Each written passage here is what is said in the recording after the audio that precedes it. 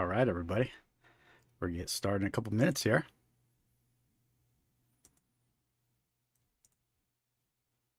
Got a text on your phone saying password expired.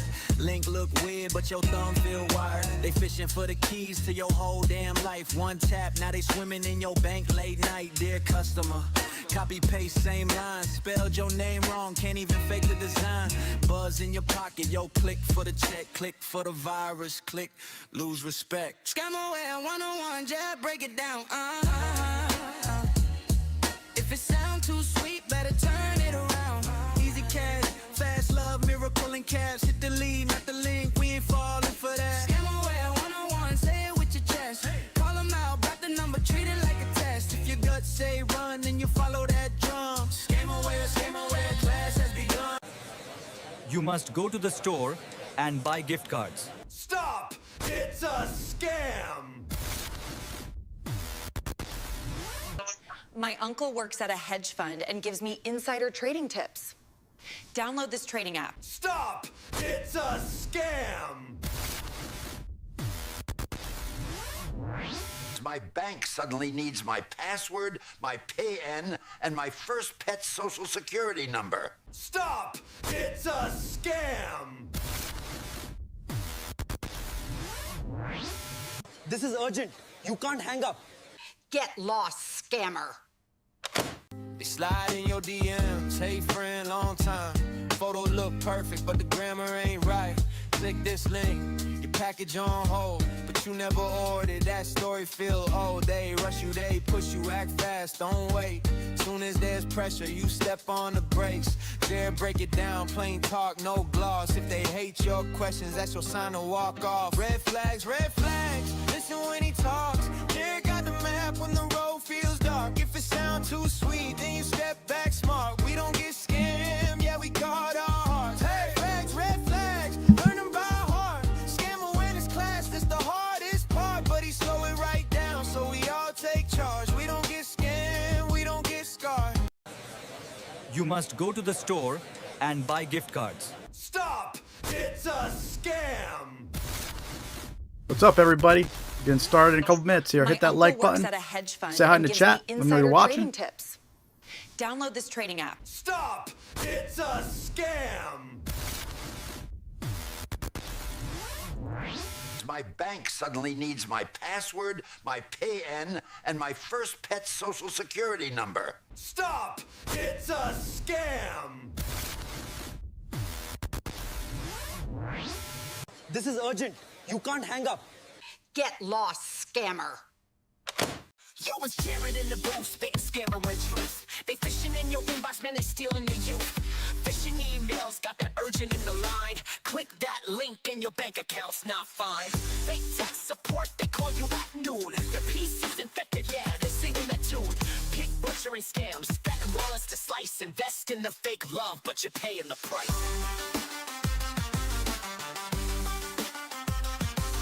Scamaware 101, keep your eyes wide open. If the deal seems sweet, man, they're probably hoping. Snatch your cash, then you broken instead. Stay woke, my beautiful man, these crooks don't care. You must go to the store and buy gift cards. Stop! It's a scam!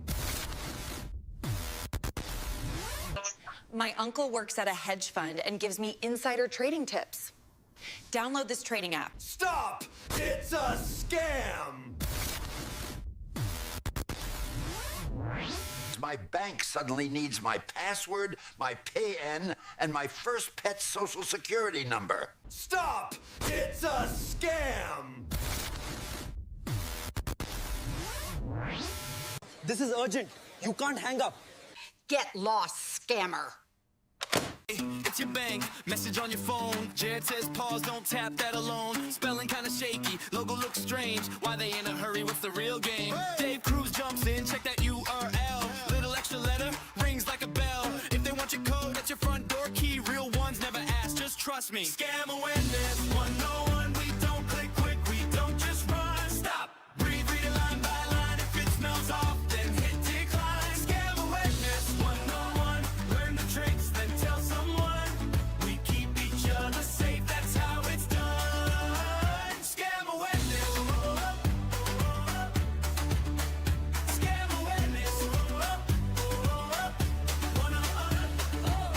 gets a call, your grandkid's stuck. Voice sounds shaky, begging for $1. Jared hits speaker, asks one more thing. What's their middle name? What's their first dog spring? Nigella's on email, congrats, you won. Prize looks fancy, fees day one. All right, everybody. You know what time it is. It's Thursday, 5:45. 5:50, technically. Doing our weekly scam awareness live stream. If you just joined us for the first time, my name's Jared with Scamware 101. And our mission here at Scamware 101 is to spread awareness of common scams that target you, your friends, your family, because we're under attack all day long.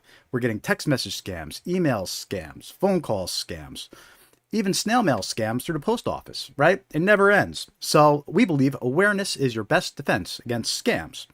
And on this live stream is one of the many ways that we spread awareness. We do this live stream every Thursday, 5:45 p.m. So make sure to hit that like button, give us some reactions, say hi in the chat. We're streaming live on Facebook, Instagram, and YouTube. And this evening, we're going to go over 20 types of common scams. We're going to share examples of those scams, and we're going to go over red flags to help you identify those scams. So fill up your Scamware 101 coffee mug, which is available in our online store over on YouTube and on our website. And strap in because we got a live stream for you tonight. Tons of scams to discuss and go over.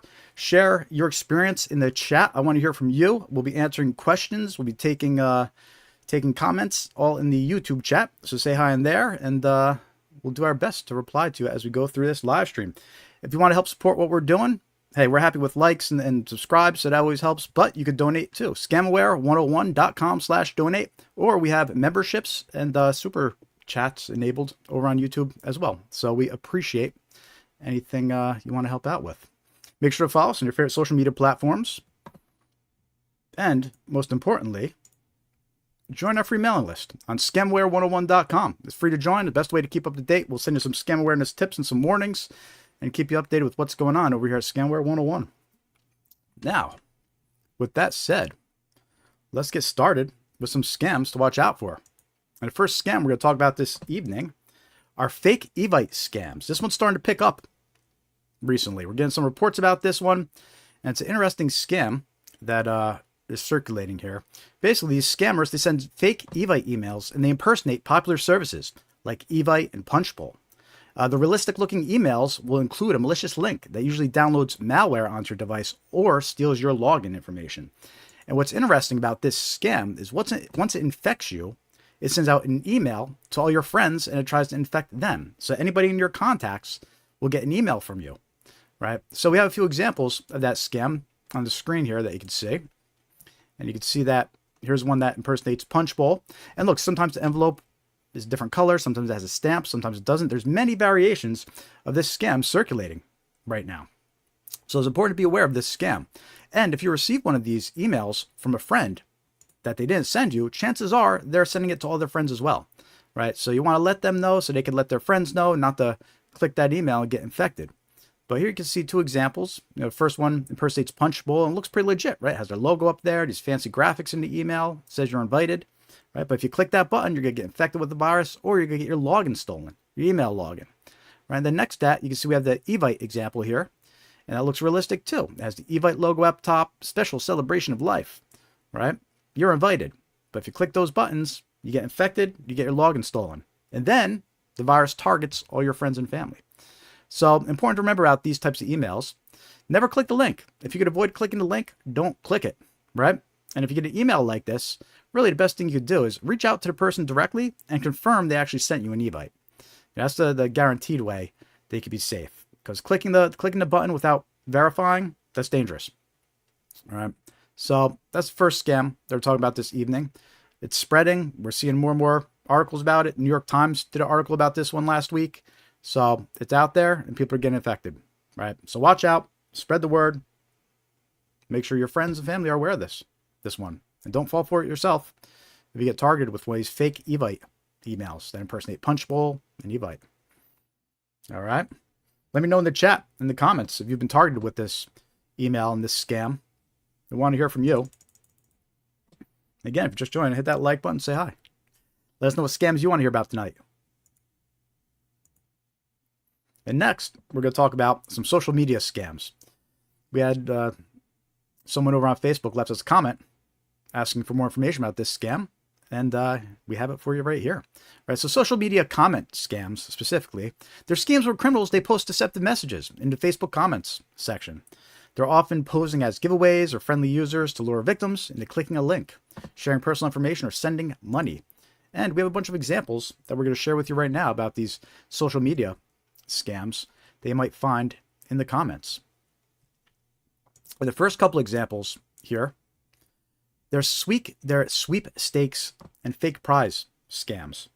And in these examples, they all impersonate a fake profile on Facebook. And these examples were taken right from the comments section. And believe me, you don't have to look far to find these scams in the comments section.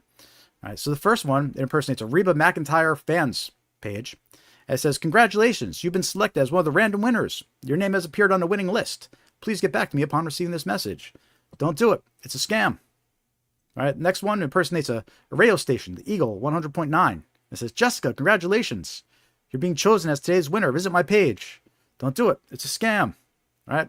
And the next one, Toby Mac giveaways. "Lorraine, you won. Visit my profile." Don't do it. It's a scam. What they're trying to do is they're trying to lure in the victim into communicating with them. Right. And once they got them either as a friend or sending messages back and forth, they're going to go forward with the scheme. Right. And usually how these fake prize and sweepstakes scams work is they usually trick victims into paying fees and taxes that on a prize that doesn't exist. Right. And we see this a lot with publisher clearinghouse scams as well. You know, this scam isn't just limited to Facebook. There are other social media. It's a very common scam. It's been around since before social media, actually. You need to watch out for these fake prize and sweepstakes scams, regardless of where you're approached. But again, these are some common examples on Facebook.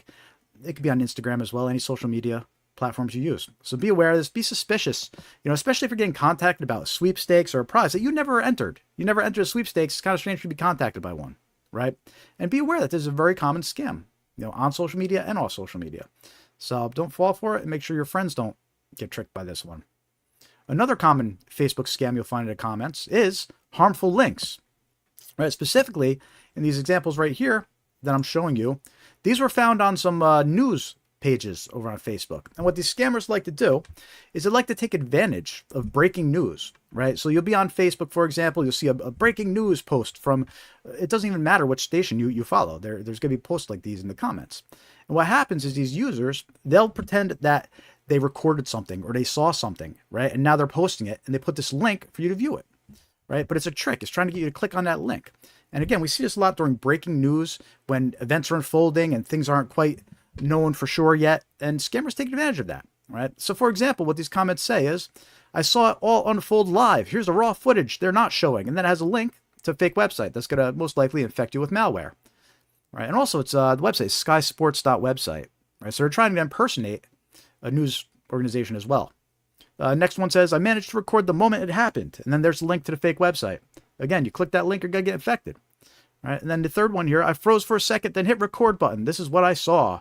And there's a link to the fake website, right? So very dangerous to click links from people you don't know that are in Facebook comments, right? Very common in news posts and whatnot. And look, links are dangerous in general. If you could avoid clicking links, don't click them, right? And this third example of a social media scam that you'll run into, messages or friend requests from strangers, right? And what they're doing is they'll send you, and what I mean by that is they leave you comments requesting you to message them, requesting you to send them a friend request, right? That's the comments that they're leaving. Why are they leaving comments instead of messaging you directly or friend requesting you? Because they're going to get blocked automatically, right? Facebook knows that they're scammers, so it's not going to let them send you friend requests. It's going to block messages from them. It filters out these scammers. But what they do is instead they leave comments. They'll leave comments on your posts, or they'll reply to your comments in other posts, right? And usually they'll say things like they have a question for you and they want to be friends with you, right? So for example, this first one says, "Sorry for the inconvenience. I saw your profile and it's really very interesting. You seem like a great person, so I'd really like to have you as a friend. I think we can keep in touch since I'm new here on Facebook. Please send me a friend request. I'm waiting to accept you." Don't do it, right? You send them a friend request, you send them a message. Now you're engaged with them. They're going to target you with scams. It may be a long-term scam. We'll talk about those more in a little bit, because that's usually what these lead to. These lead to long-term scams. They'll pretend to be your friend for a couple weeks, and then they hit you with the scam. All right. Here's another comment. "Jim, I have some questions for you. Could you please send me a private message or add me as a friend? Thanks." Don't do it. It's a scam, right? Because once you add them on your friends or a message, Facebook's not going to block them anymore. Debbie, text me on messages, please. I just want to ask you something important. It's private, if it's okay with you. Don't do it. It's a scam, right? So those are 3 different types of scams you might run into in the Facebook comments section or social media in general, right? And some key things to remember is never click links posted by strangers in comments, right? Scammers use these malicious links to install malware on your device, right? Always be suspicious of free prizes or sweepstakes, especially ones you didn't enter. This is a common scam online and offline, right? Trusting strangers. Look, we learned this as kids and now we're adults and we have to remember this rule. Don't talk to strangers, right? Always be suspicious when strangers online ask to be messaged or added friend, right? Scammers use this tactic to reach new victims. And eventually, these types of scams, they evolve. They evolve into a romance scam or a pig butchering scam, which is what we're going to talk about next. So let me know in the comments if you've been targeted by these comments. If you've seen these comments, let me know in the chat and how often you're being replied to with these types of scams in your comment section. Or even if you see them all the time. If you go look at some news posts, you're probably going to see it right now. So watch out for these Facebook scams. Social media is a major platform that scammers target victims with now. I believe it recently surpassed phone call scams, text message scams. It's one of the #1 platforms that are being contacted by scammers now. So always be alert when you're on Facebook and interacting with strangers. This next scam we're going to talk about here, pig butchering scams. Maybe you've heard this term before. This is a pretty popular term nowadays.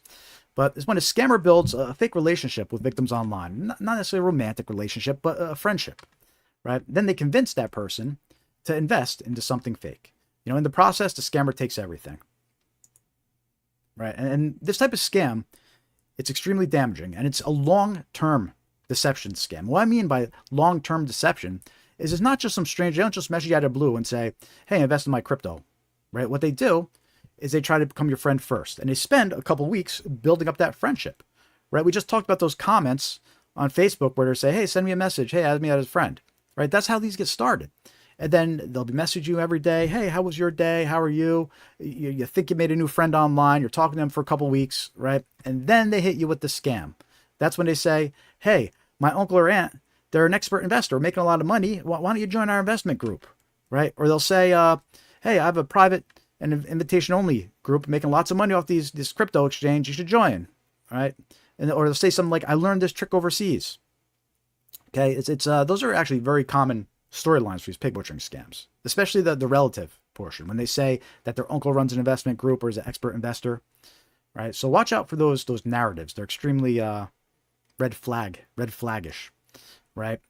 But just give you an idea about how serious these pig butchering scams are. In 2024, and it's increased since then, in 2024, over $744 million was lost to this type of scam. And that's just for consumers over 60 years old, right? So very damaging scam that's out there. It's spreading on social media, right? They target victims on social media. They target victims with wrong number scams, right? Where you get a message from a wrong number and then they try to befriend you, right? And look, it's very convincing. And one of the things that these scammers do is they'll have you sign up for, it's a fake website or a fake investment app, and it'll look real, right? So you'll be investing your money, depositing it into these fake apps, and these apps will be showing you all these returns that you're making, right? So you're thinking, wow, I'm making amazing returns. I got to keep on investing more, right? And that's what these scammers urge you to do. They try to get you to put in more and more. And they say, look at your returns. And again, this app is fake. It's designed to always show returns. It's designed to trick you and make you look like it's real, right? So lots of people fall for this scam. Sometimes they'll even let you withdraw some of the money to appear more legitimate. But that's just a trick to try to get you to invest even more. So again, these scammers are ruthless, very convincing. It's a long-term deception. They'll spend a couple weeks gaining your trust and earning your trust first before they even hit you with the investment opportunity. All right. So be aware of this one. Super life ruining, right? People get tricked into investing their retirement funds and get their entire retirement stolen by these scammers, their savings. There's been cases where these scammers, they convince people to take a loan out to invest, because the victims think that they're getting all these returns. So watch out for this scam. Extremely damaging, extremely convincing. Don't fall for it. Let me know in the chat if you've been targeted with this type of scam. Hey, welcome to the live stream, John, good to see you. So you're sending some jewels over on YouTube. I appreciate that. Very cool. So I'm not sure exactly what the jewels do, but hey, I'll take them. Hey, and if you're just watching, hit that like button. Let us know you're watching in the chat. I want to hear from you. We'll be streaming for about 2 hours tonight till at least 8 o'clock. So lots of useful scam awareness tips coming up. We're sharing lots of examples with you because we believe that, you can tell people not to click on links over and over again, but it's more effective if you show examples, right? So we have lots of more examples of various scams coming up this evening. This next scam we're going to talk about, romance scams. It's when fraudsters, they create fake online profiles to establish a romantic relationship, ultimately manipulating victims into sending money or personal information. They prey on emotional vulnerability, often claiming financial or medical emergencies.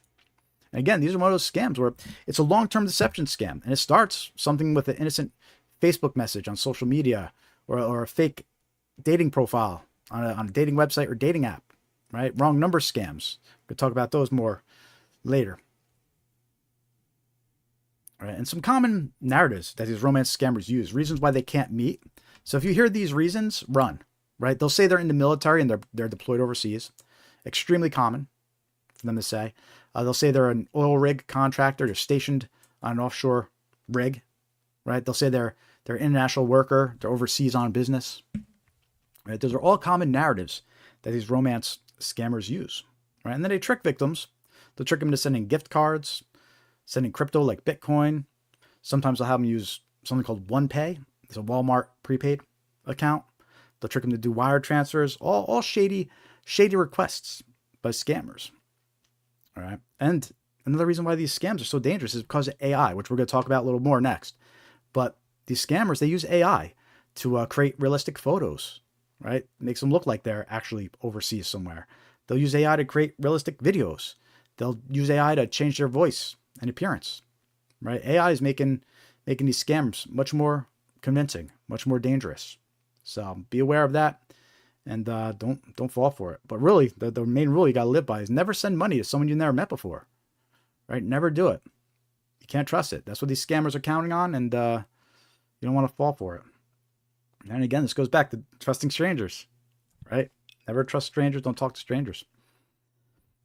Also, there's an interesting documentary on Netflix. It's called The Tinder Swindler. So check that out. Let me know in the chat if you've seen that documentary. But it's a fun documentary, entertaining documentary, at least on these romance scammers. And these victims, we're talking hundreds of thousands of dollars lost these romance scammers.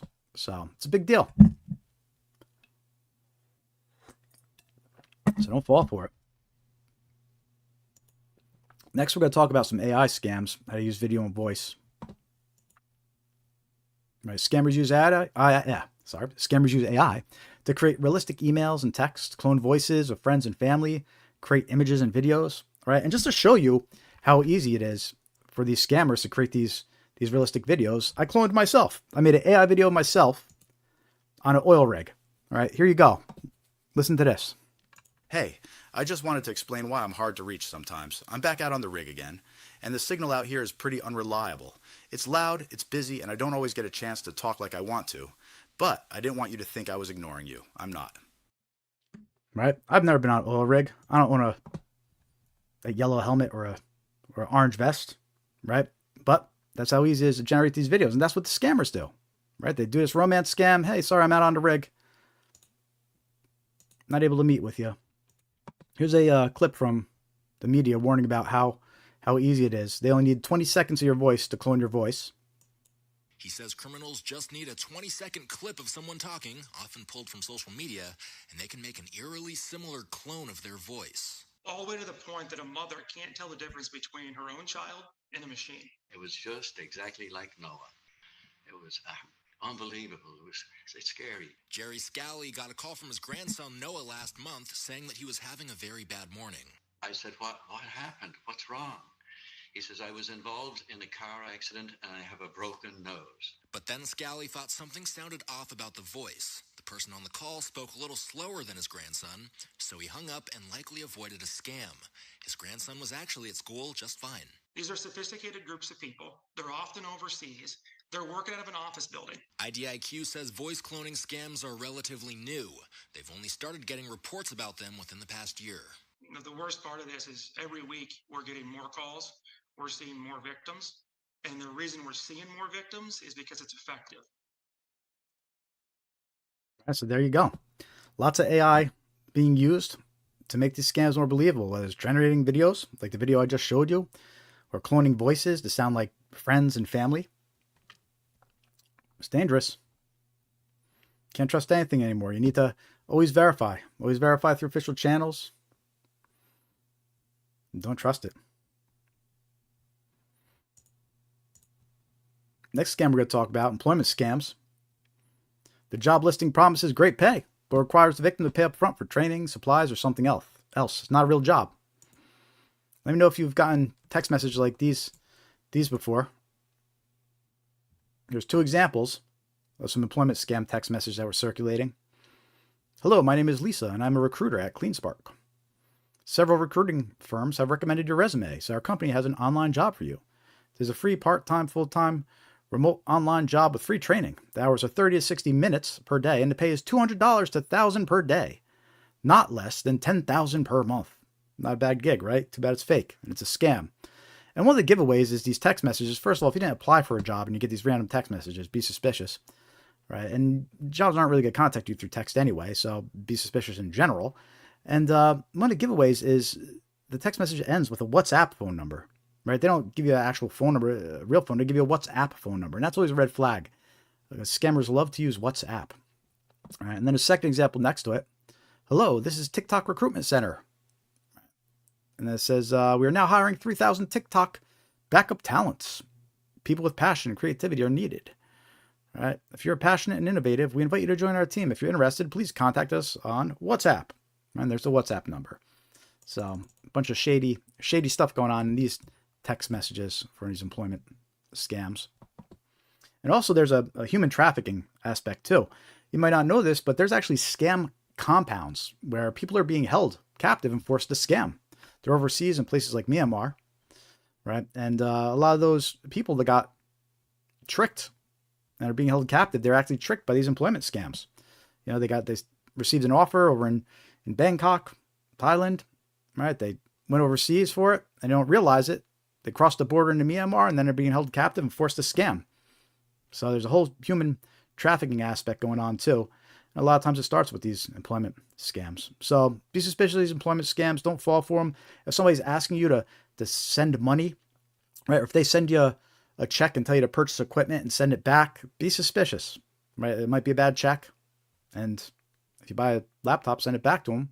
You just got tricked and scammed to have a laptop. So watch out for these employment scams. Let me know in the chat if you've been targeted by any of these employment scams. Make sure you hit that like button if you haven't yet.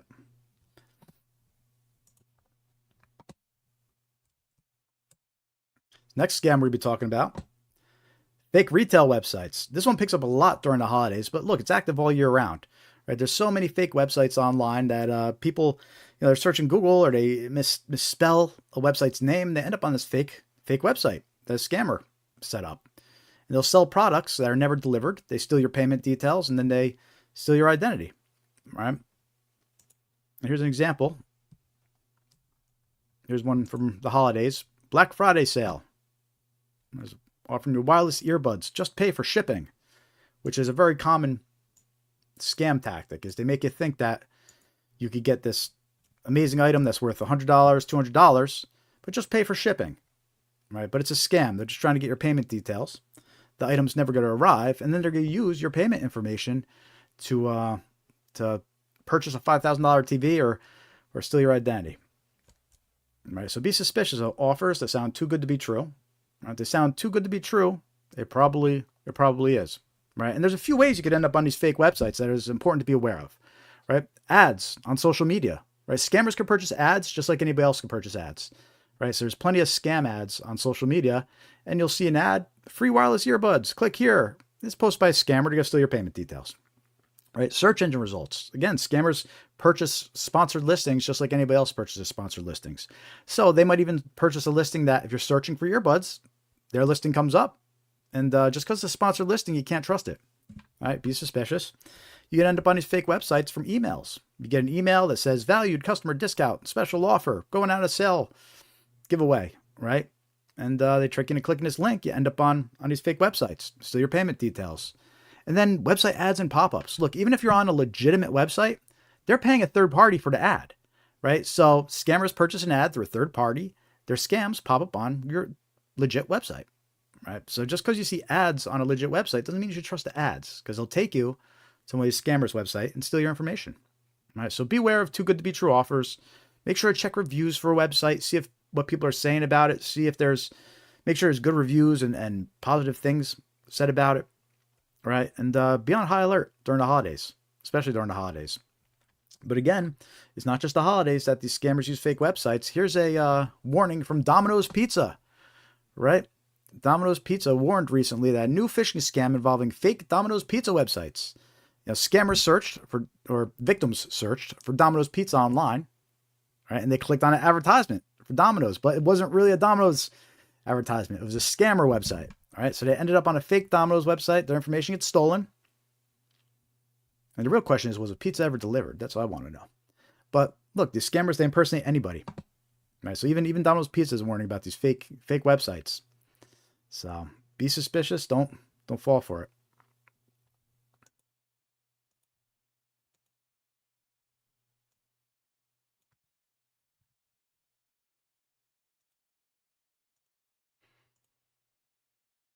Making good time tonight. We're ahead of schedule here.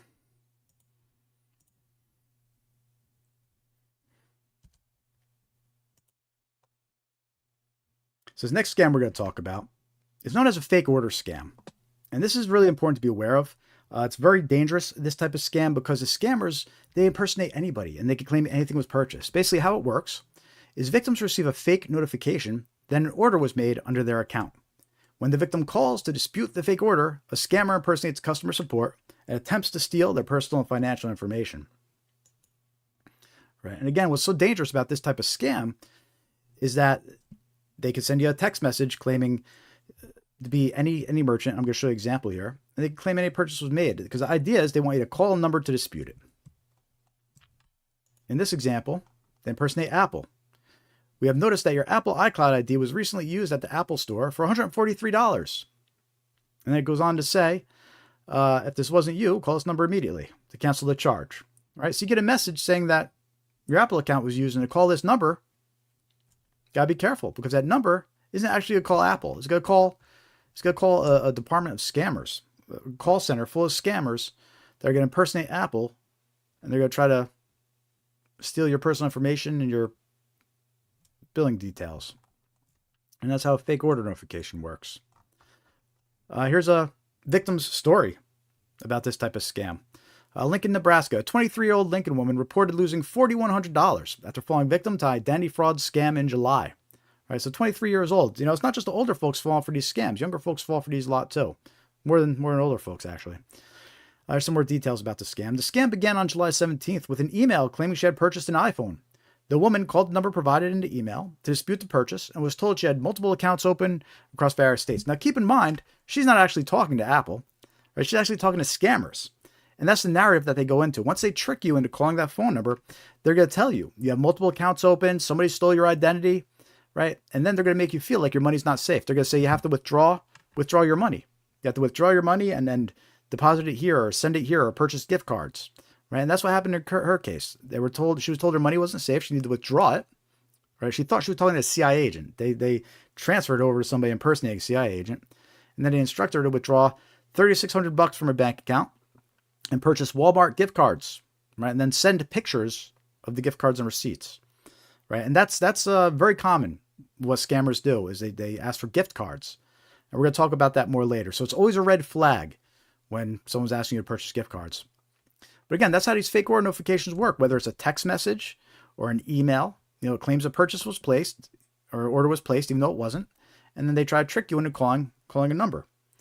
All right, but it's not just text messages and emails. This type of scam, it's also phone calls, right? We're being targeted from all directions. And I have two phone call examples I'm going to play for you right now.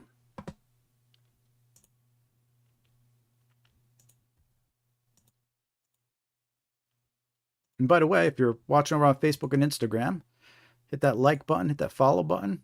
We're monitoring the YouTube chat. So feel free to hop over to YouTube and engage in the chat here. The more the merrier.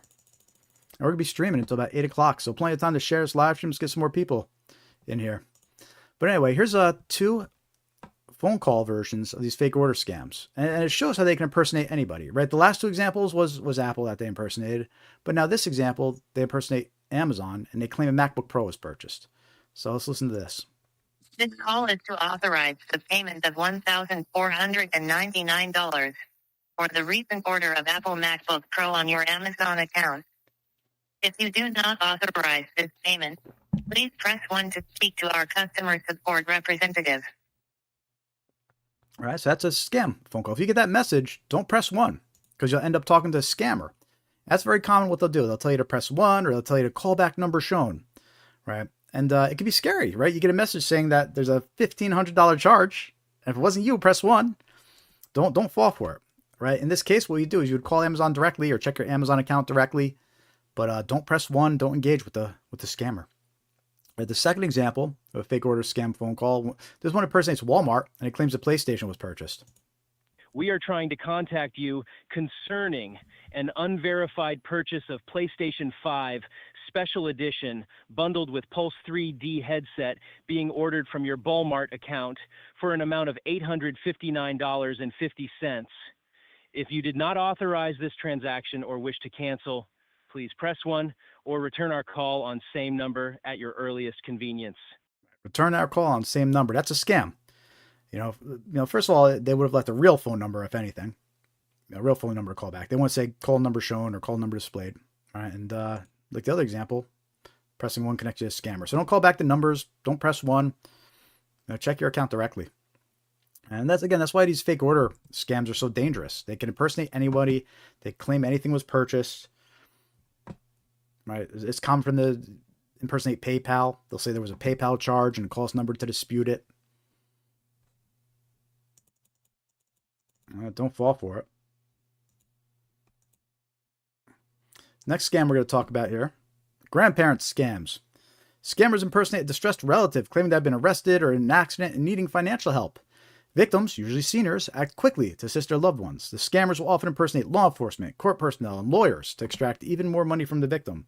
And look, this one's dangerous, and it's called a grandparent scam for a reason, because they're targeting your grandparents. They're targeting your parents. You know, if you're the parents or if you're the grandparents, they're targeting you. And they're using your kids and your grandkids as bait, right? And look, a lot of people would say, I don't understand how they'd fall for this. But we just talked about how AI clones voices, right? In 20 seconds, they could clone a friend's or family's voice. And the reality is they don't even need the clone of voice. We actually have a video here that I'm going to show you. And it's a fascinating video. I show it every week. There's a YouTuber. He goes by name Scam Sandwich. Check out his channel and his videos. But he hacked into this scammer's webcam. Right? So it's a scammer in the Dominican Republic. And we actually have a recording through his webcam of him performing a grandparent scam. And the scam we're about to watch, he's known as an opener. He contacts the victim. He initiates a scam. He opens a scam. Right? And then eventually he's going to hand it off to other scammers to collect the money. But we have a recording here of him calling a victim and attempting a grandparent scam. And after watching this video, I think it becomes more clear, how people could fall for this. Right? It's very convincing. And you'll notice when he impersonates a loved one, he impersonates them in distress. He's crying. Like it sounds like it could be anybody's loved one. All right, so let's take a listen to this. Oh, Mom, I had a car accident. Huh? I had a car accident, Mom. Is this Linda? It's me, Linda. Where are you?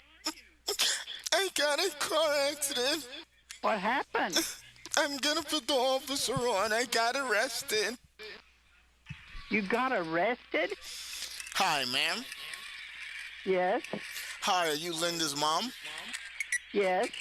What I'm gonna need you to do is grab a pen and paper and write down Linda's case number, ma'am. I need you to hurry up, please, ma'am. Case number? It's the number 2. 2? The letter B as in boy. Can you read that back to me? 2, B. Now, I'm gonna read what's going on, ma'am, okay? Okay. Linda was involved in a car accident. It was stated in the police report. She admitted that was her fault. While she was driving, she was using her phone. That's what caused the accident, ma'am, okay? Oh, man. The woman that was driving the other vehicle was 7 months pregnant. We had to rush her into the nearby hospital. She might lose her baby. Oh, really? Yes. Now, we actually confiscating her cell phone for legal evidence, so she cannot receive or cannot make calls. This is going to be her only last call. Are you with me, ma'am? Yes, I am. Now, she actually wrote a note down here saying that she didn't want anyone to know about this. Let's honor her wish for right now because it's too much for her right now. That's what she's saying. What I'm going to need you to do, ma'am, is stay by the phone and wait for the lawyer to call, okay? Okay. Okay, bye-bye, ma'am. All right, bye. That's how grandparent scams work, right? And I can see how that can be very convincing too. You know, notice when they impersonate the loved one, they're in distress, they're crying. It sounds like it could be anybody's loved one, and they use these clever tricks where it says we confiscated her cell phone, so don't try calling her, right? Even though it's not true, but it's a trick to try and get the victim not to call, right? They said they requested secrecy, right? Said your loved one's embarrassed, so they request secrecy, right? And that's just a clever trick to try and get the victim not to talk to anybody. So watch out for these grandparent scams. Look, the rule of thumb is to have a passphrase or a secret code, you know, to prove that it's actually you. You know, if your family member calls, to prove that it's actually them, which is crazy, but that's the times we live in, right? So watch out for these grandparent scams. Make sure that if you're the older folks out there with grandkids, don't fall for this one. And if you're the grandkids watching, you know, let your grandparents know about this one. You don't want scammers stealing your inheritance, you know? So watch out for these grandparent scams. What's up, Dave? Good to see you as always. Better late than never. Very true, very true.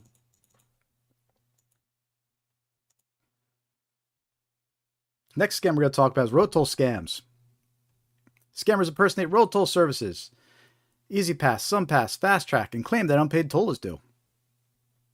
Victims usually contacted by text or email containing a link to pay. However, a link opens a fake website designed to steal personal and financial information entered by the victim. There was never an unpaid toll due.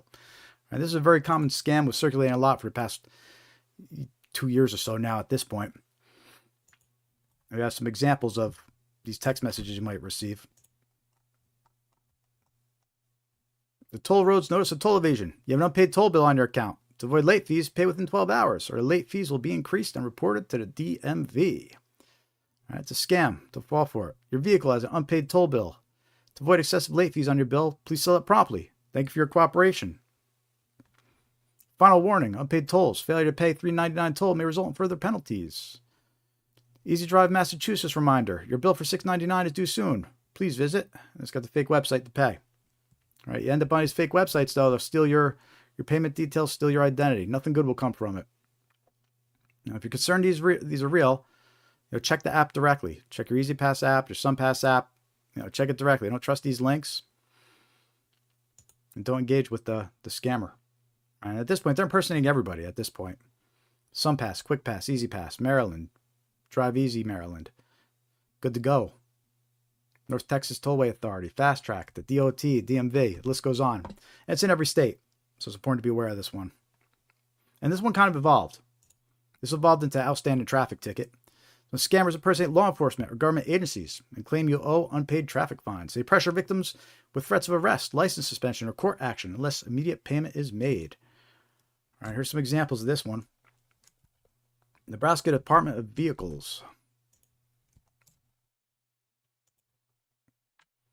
Enforcement penalties begin on July 21st. Our records show that as of today, you still have an outstanding traffic ticket. In accordance with Nebraska State Administrative Code 15C-16.003. If you do not complete payment by July 20th, we'll take the following actions. And then they go through all these scary things that are going to happen because using fear is very common from scammers. They want to use fear to create urgency and get you to react without thinking, right? So let's say report to the DMV violation database. They'll suspend your vehicle registration. They'll suspend your driving privileges, transfer to the toll booth and charge a 35% service fee. They threaten to prosecute and impact your credit score too. And there's the link to get your payment details stolen. So don't click that link. Don't fall for this one. And you can see the example next to it. Illinois Department vehicles is identical. It's identical text message, except instead of Nebraska, it says Illinois.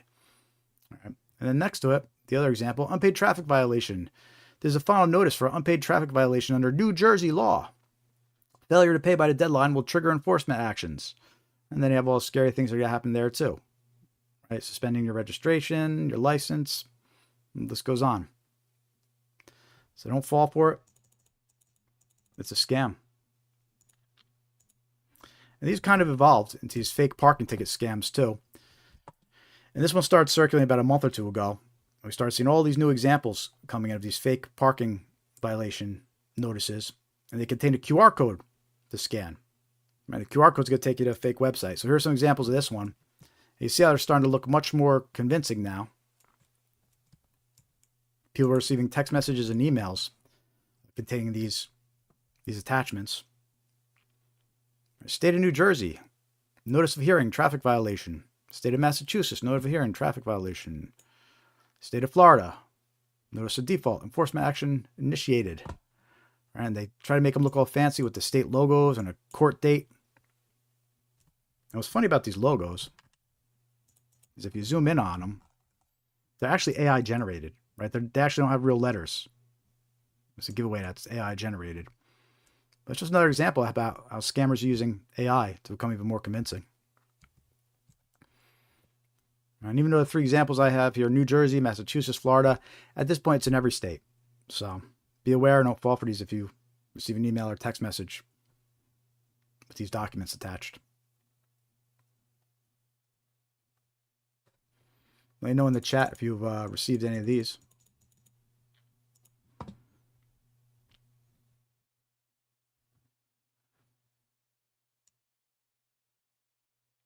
For anybody just joining, welcome to the live stream. Hit that like button, say hi in the chat. Let me know you're watching. Make sure to join our free mailing list over on scamaware101.com. It's free to join. Right on the main page, click join mailing list. You can also follow us on our favorite social media platforms: YouTube, Facebook, Threads, Instagram, Blue Sky, X. Hop on over there, give us a like and a follow. It really does help. Appreciate it.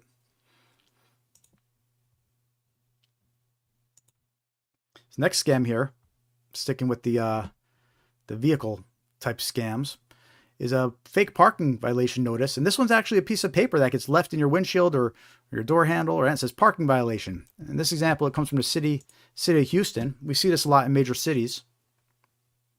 Right, you get these fake parking violations left on your vehicle, and they have a QR code to scan. It's covered in this example, but it would have a QR code to scan that steals your payment details. So watch out for this one. Again, we see this one in a lot of major cities now.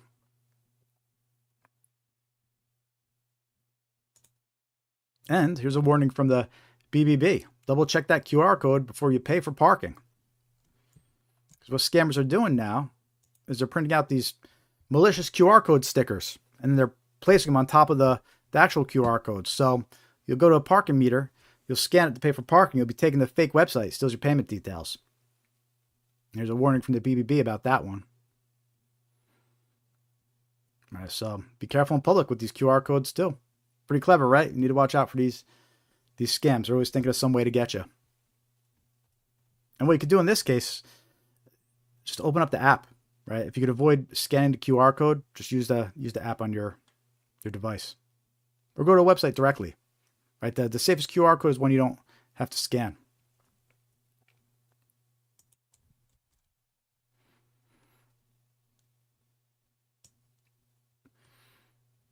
We're way ahead of schedule here. Update this. Update the agenda here. We're about 30 minutes ahead of schedule. Sweet. Well, it's a little quiet this evening in the chat. So say hi. Let me know you're watching. I want to hear from you. What scams you're being targeted with. What scams you've encountered. Well, I see our Facebook live stream just ended. It happens every now and then. Facebook is one of the most unreliable live streams they do over here. You must have heard me talking trash about, let's see, it ended about 45 minutes in. It was probably right around when we were talking trash about the fake retail website and purchasing ads. So there are no coincidences, but that's okay. We're gonna keep on going here on Instagram and on YouTube.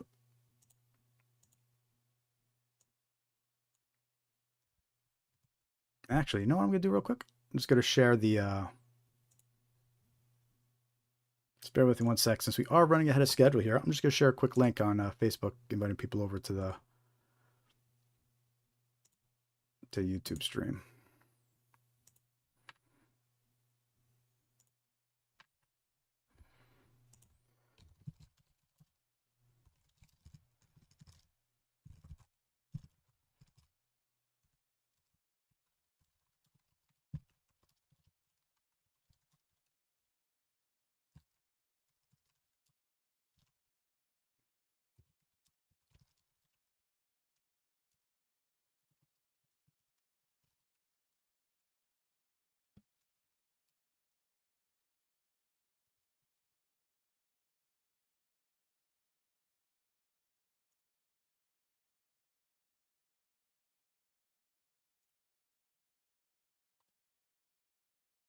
I know we got some people. What's up? Got Megan. Very cool. Always good to see Megan on the live stream. Little Meg 3.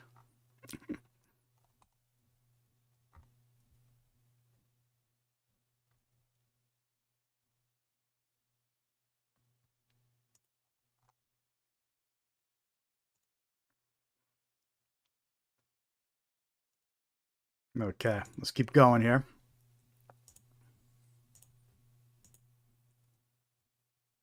We're going to talk about some common red flags to help spot and identify scams.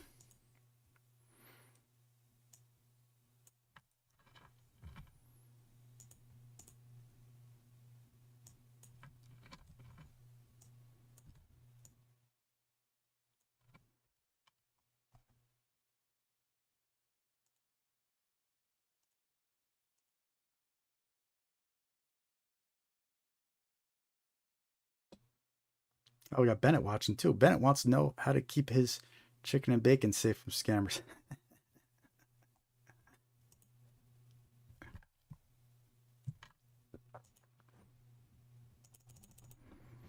All right, let's go over some common red flags. And we have videos about these too as well, so check them out on the YouTube channel. Share them with some friends. So red flag number 1, I mentioned this a little earlier. They create a sense of urgency using fear and threats. The scammers insist on immediate action. And this is a common giveaway when they're being persistent, being rude, not letting you get off the phone, demanding that you got to pay now immediately, right? It's a big red flag because scammers like to create urgency and fear. They want you to react without thinking. And they do that by trying to scare you. They know the more panic and pressure they could create, the more likely you'll be to hand over money and information. This is a big red flag. We see this a lot in grandparent scams. You know, we just talked about a grandparent scam. That could be, you think your relative's been arrested, they've been in an accident. Of course, you're worried about them and going to react quickly, right? And the scammers know this. That's why they do it. Arrest warrant scams, we're going to talk about those in a little bit. But if someone thinks that they're going to be arrested, guess what? They're probably a little fearful and are going to react. Right? Bank impersonation scams, they try to convince victims their money's not safe. You got to act quick. Act now, right? But before the scammer takes your money.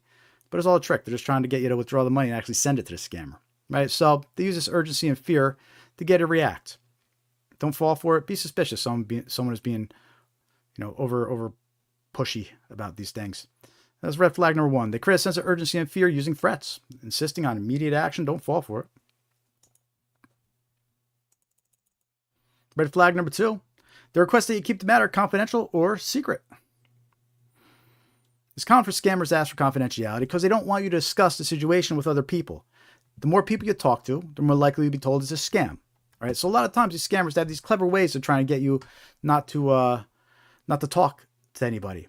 Right? In grandparent scams, they said that your relative's embarrassed and ask you not to tell anybody about it. That's just a trick. They're trying to get you not to talk to anybody. Investment scams, they'll say the price is just for you and not to share it with anybody. It's just a trick. They just don't want you to tell anybody because you're likely to be told it's a scam if you do. Inheritance scams, a lot of times you'll get these letters that impersonate law offices.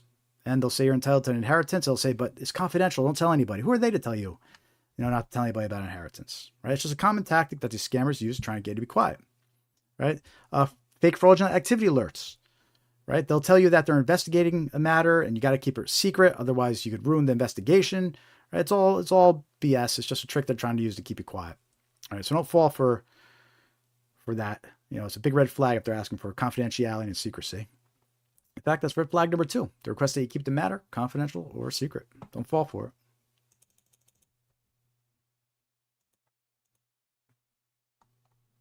Red flag number 3. They ask to connect to your PC to assist or investigate an issue. We're seeing this a lot more recently. It's kind of part of the playbook these days. Look, a device, your PC or your device, is a goldmine for scammers. Right? They could steal your logins. If you have your logins saved in your browser, they could steal your logins, your passwords. They could encrypt your files, hold them for ransom, blackmail you if you have embarrassing things on there. Right? They could attempt to access your online bank accounts, your bank websites once they're on your device. Nothing good comes from letting these scammers on your device. Right? And once they're on your device, they can install something that gives them access later. So when you're not using your computer, they could hop onto it and do illegal things that look like they're coming from your computer. Right? So it's always bad to let these scammers onto your device. It's a big red flag if somebody's asking to connect to your device. And some examples of scams where it's part of the playbook is fake virus alert, tech support scams. Right? You get these fake pop-ups and they impersonate tech support. Well, the pop-up says you're infected with a virus, call tech support, right? And it has a number to call. You call that number, the scammer's going to say, yeah, we're going to troubleshoot the virus for you. Let's connect to your device. Right? You think you're dealing with tech support. You're not. It's a scam. Right? Fake order scams. We talked about those earlier. You'll get notified about this fake order. You get told to call a number to dispute it. And a lot of times they'll say, let me connect your device and see the notification. Right? It's just a trick. The scammer's trying to get on your device. Right? We have the fake fraudulent activity. They'll tell you they're investigating fraud. They're investigating scams. And they'll say, hey, let me connect your device, log into your bank accounts. We'll check for suspicious activity. Right? And what you don't realize is you're actually letting a scammer onto your device and you're opening up your bank account, showing them how much money you have to steal. Right? So it's always a red flag if somebody wants to connect to your device. In fact, what I always tell people is you should already have somebody in mind who, if something happens where you're going to need someone to connect your device, you need help, you should already have your tech support person in mind.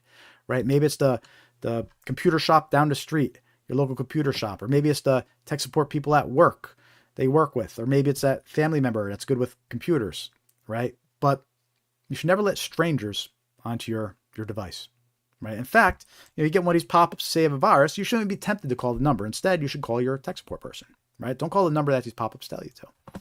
So watch out for that red flag. They ask to connect your PC or device to assist or investigate an issue. That's red flag number 3. You're dealing with a scammer. Red flag number 4. This is probably the most important red flag to be aware of out of all of them, because it's kind of your last chance to stop this scam. Right? So red flag number 4 is they request payment in gift cards, prepaid cards, cryptocurrency, or depositing cash at a Bitcoin ATM. Right? These unusual forms of payment are always a red flag. Right? And so why do scammers prefer these unusual forms of payment? Because it's easier for them to move and transfer funds quickly, and it's harder for victims to recover the money after it's sent. Right? So we see this a lot with IRS Social Security scams. The scammers impersonate government agencies and they'll ask for payment, gift cards, and cryptocurrency. Right? Now here's the thing. The government doesn't accept gift cards or cryptocurrency as payment right now. Right? So if you find yourself in a situation where somebody's claiming to be from the IRS, claiming to be from Social Security, telling you to make a payment in gift cards or cryptocurrency, to go deposit money at a Bitcoin ATM, it's 100% a scam. Right? The government doesn't accept those forms of payment. Romance scams, right? You'll be getting involved with this person online, and they'll ask you to send gift cards or to send them cryptocurrency, and they'll make it sound like you're depositing cryptocurrency into some kind of shared account. But cryptocurrency doesn't work that way. You're actually sending it to their account, and you're going to have no way to retrieve it once you realize it's a scam. Right? So that's why those romance scammers, they ask you for payments, gift cards, cryptocurrency, because they know you're not going to be able to get it back. Right? The bank impersonation scams, where they trick you into withdrawing your money. Right? A lot of times they'll tell you to go purchase gift cards with it, because they know once you take pictures of those gift cards, you're not going to get them back. A lot of times they'll tell you to send it with Zelle. Right? Because Zelle is a nightmare to deal with, and it's very unlikely you'll get that money back either if you're tricked into transferring money with Zelle. So that's a red flag as well. And you mentioned a Zelle. But watch out for this red flag. And again, it's really your last chance to stop this scam, because the next step is you send the money and then you're not going to be able to get it back. Right? So that's red flag number 4. They request payment in gift cards, prepaid cards, cryptocurrency, depositing cash at a Bitcoin ATM. Right? Gotta stop what you're doing and talk to somebody if you find yourself in that situation.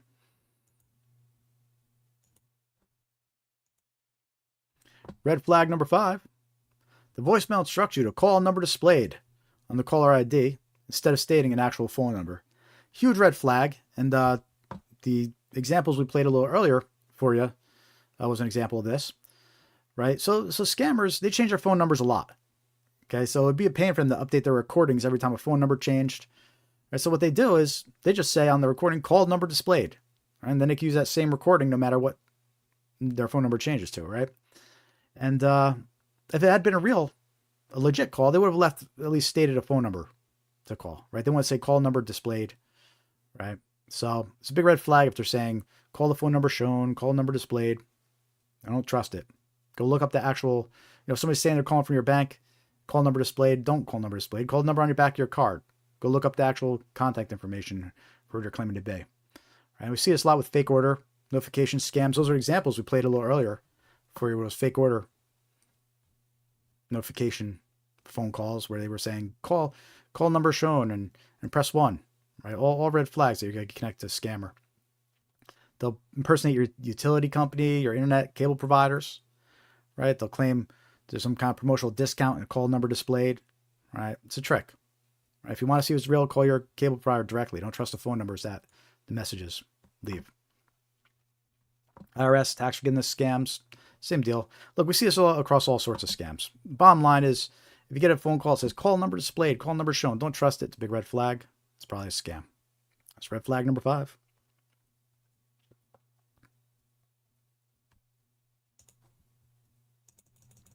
Red flag number 6 out of 10. An unsolicited email or text message instructs you to open a file attachment. Look, this is cybersecurity 101. Never trust attachments that you weren't expecting or for somebody you don't know. Email attachments, text message attachments. Scammers use file attachments to bypass email and text message filters. Right? Malicious email and text message attachments can install malware and direct you to dangerous websites.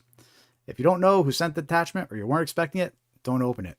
Right? I see this a lot with fake invoice scams. An email or attachment or an email or text message has a fake invoice attached that links to a malicious website designed to steal your payment details. We'll see this with undeliverable package scams, where the email or text message impersonates a delivery service and instructs the victim to open a file attachment. We see this with the unpaid road toll scams. We've seen email versions and text messages that have attachments with documents that have links to fake websites impersonating road toll services, trying to steal your payment details. Right? Never open attachments that you weren't expecting or someone you don't know. That's red flag number 6.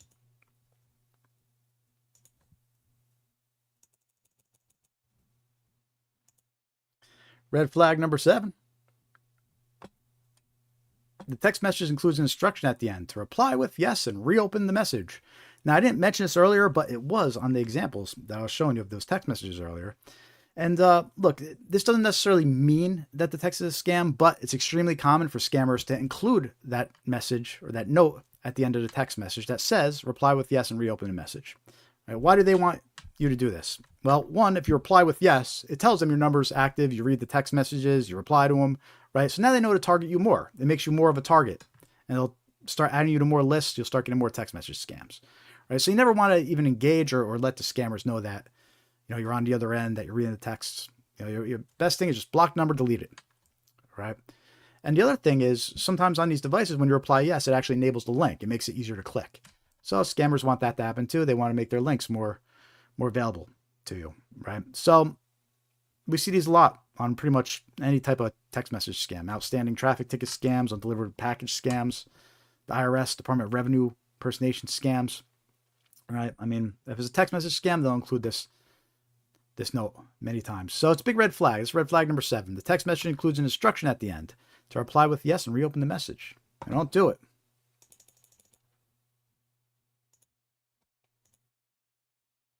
Red flag number 8.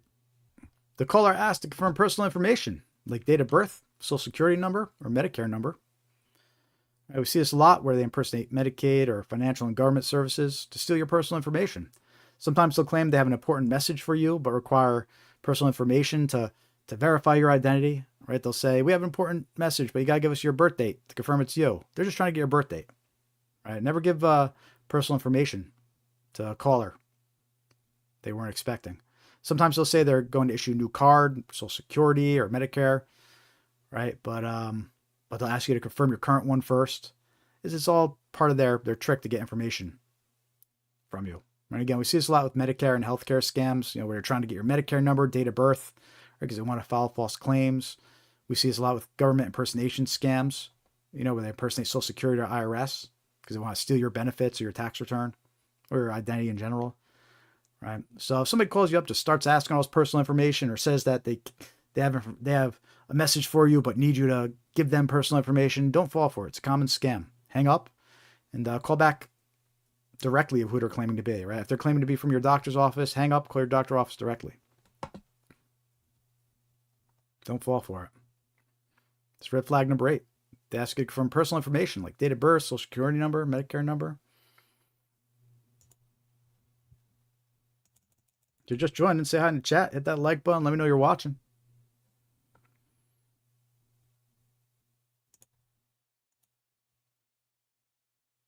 Streaming live over on Instagram and YouTube. Red flag number 9 out of 10. They direct you to a third-party chat app like Telegram or WhatsApp to continue the conversation. And we see this a lot with wrong number scams. We're going to talk about that one in a little bit. Romance scams, investment scams. A lot of times they direct you to these third-party chat apps, Telegram or WhatsApp, right? Because first of all, the easier, it's more reliable way for them to try and scam you. You don't have to worry about their phone number getting turned off. You have to have it on their chat app, right? And plus, it offers them more anonymity to hide behind, right? They're able to hide who they are on WhatsApp and Telegram. And again, we see this a lot with romance scams. Once they initiate contact with the victim on a dating app or whatnot, they'll say, hey, let's continue talking on WhatsApp. Right, it's a red flag. Wrong number scams. You'll get a message from someone you don't know. Oh, sorry for the wrong number. You seem nice. Let's be friends on WhatsApp. It's a scam. Right, investment scams. They'll direct the victim to a Telegram or WhatsApp group to pump up that investment. Sometimes they'll have bots in the group and other scammers to make it seem like there's legit interest in the investment. It's all part of the scam. So it's a big red flag if someone you're talking to online directs you to continue talking on WhatsApp or Telegram. Be suspicious and be aware that scammers prefer talking on third-party chat apps like that. That's red flag number 9. They direct you to a third-party chat app like Telegram or WhatsApp to continue the conversation. And then our final red flag here. Red flag number 10. They ask you to provide a code that was sent to your phone via text message. So this is actually a pretty common scam. We see it a lot on marketplace type websites. And what they do is a lot of times the scammer impersonates a buyer or a seller. And they'll say, I just want to confirm that your phone number is real. I'm going to send a code to your phone. Right? But it's a scam. What they're actually trying to do, they're trying to reset one of your passwords or open an account attached to your phone number instead of their own. Right? Or trying to get into one of your accounts. Right? And they need to get that security code that's sent to your phone to do it. And if you give them that security code, it allows them to do whatever malicious things they're trying to do. Right? And specifically, we see this with Google Voice scams a lot, where they're trying to create a Google Voice account, right? And they want to attach it to somebody else's phone number, in this case, the victim's phone number. And once the victim replies with the code, they allow the scammer to do that, right? So now they have this fraudulent Google Voice account. It's attached to the victim's phone number, and the scammer runs around scamming people from this account. And it was all enabled by giving that code to the scammer. Right? So there's really no reason an individual should be sending a code to your phone. We also see this a lot with bank scams, right? You'll think you'll be on the phone with your bank. It's actually a scammer. They're trying to log into your account, right? Your phone gets a code. You give the code. You just gave access to your bank account to the scammer. So don't fall for it. There's no reason an individual should be sending a code to your phone and ask you to give it back. It's a big red flag if somebody does. So that's red flag number 10. They ask you to provide a code that was sent to your phone via text message. Don't fall for it. Again, we have 2 videos about these red flags. We got five in each video. So go check those out on our YouTube channel and share them with a loved one.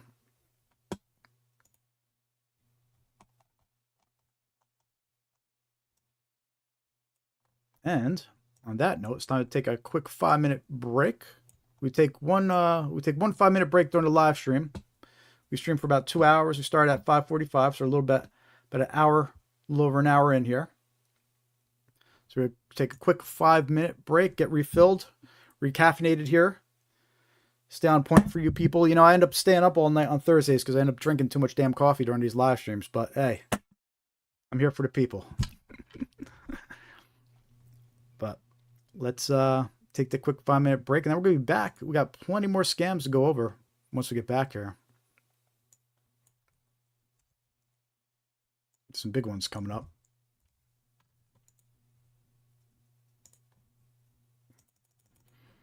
If you haven't shared the live stream yet, share it. Let's get some more people in here for a second half.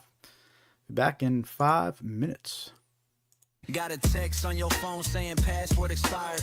Link look weird, but your thumb feel wired. They fishing for the keys to your whole damn life. One tap, now they swimming in your bank late night. Dear customer, copy paste same line. Spelled your name wrong, can't even fake the design. Buzz in your pocket, yo, click for the check. Click for the virus, click, lose respect. Scamware 101, Jared, break it down. If it sound too sweet, better turn it around. Cash, fast love, miracle and cash. Hit the lead, not the link. We ain't falling for that. Scamware 101, say it with your chest. Hey. Call them out, block the number, treat it like a test. If your gut say run, then you follow that drum. Scamware, class has begun. You must go to the store and buy gift cards. Stop! It's a scam! My uncle works at a hedge fund and gives me insider trading tips. Download this trading app. Stop! It's a scam! My bank suddenly needs my password, my PAN, and my first pet's social security number. Stop! It's a scam! This is urgent. You can't hang up. Get lost, scammer. They slide in your DMs, hey friend, long time. Photo look perfect, but the grammar ain't right. Click this link, your package on hold, but you never ordered. That story feel old. They rush you, they push you, act fast, don't wait. Soon as there's pressure, you step on the brakes. Dare break it down, plain talk, no gloss. If they hate your questions, that's your sign to walk off. Red flags, listen when he talks. Jared got the map when the road feels dark. If it sounds too sweet, then you step back smart. We don't get scammed, yeah, we guard our hearts. Hey, red flags, learn them by heart. Scam awareness class, that's the hardest part. But he slow it right down, so we all take charge. We don't get scammed, we don't get scarred. You must go to the store and buy gift cards. Stop! It's a scam! My uncle works at a hedge fund and gives me insider trading tips. Download this trading app. Stop! It's a scam! My bank suddenly needs my password, my PAN, and my first pet's social security number. Stop! It's a scam! This is urgent. You can't hang up. Get lost, scammer. Yo, it's Jared in the booth, spitting scammer with truth. They fishing in your inbox, man, they stealing your youth. Phishing emails, got that urgent in the line. Click that link and your bank account's not fine. Fake tech support, they call you at noon. Your PC's infected, yeah, they're singing that tune. Pick butchering scams, back wallets to slice. Invest in the fake love, but you're paying the price.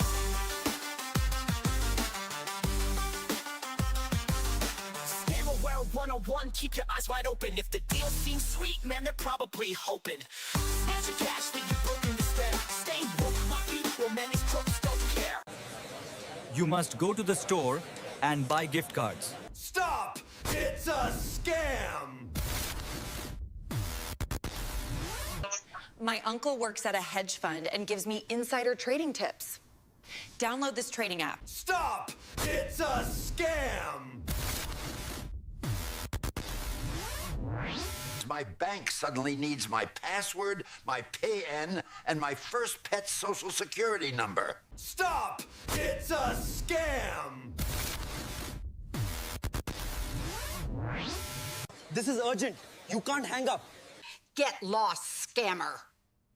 It's your bank, message on your phone. Jared says pause, don't tap that alone. Spelling kinda shaky, logo looks strange. Why they in a hurry, what's the real game? Dave Cruz jumps in, check that URL. Little extra letter, rings like a bell. If they want your code, that's your front door key. Real ones never ask, just trust me. Scam awareness 101, we don't click quick, we don't just run. Stop, breathe, read it line by line. If it smells off, then hit decline. Scam awareness 101, learn the tricks, then tell someone.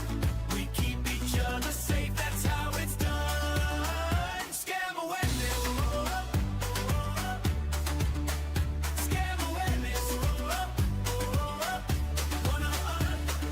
John gets a call, your grandkid's stuck. Voice sounds shaky, begging for $1. Jared hits speaker, asks one more thing. What's their middle name? What's their first dog spring? Nigella's on email, congrats, you won. Prize looks fancy, fees day one. All right, everybody. We're back. We're going to continue the rest of the live stream uninterrupted. Plenty of good scams to go over. If you're just joining, hit that like button. Let us know in the chat that you're watching. Say hi. I'm Jared with Scamware 101. We do this live stream every week, every Thursday, to spread awareness of common scams that target you, your friends, your family.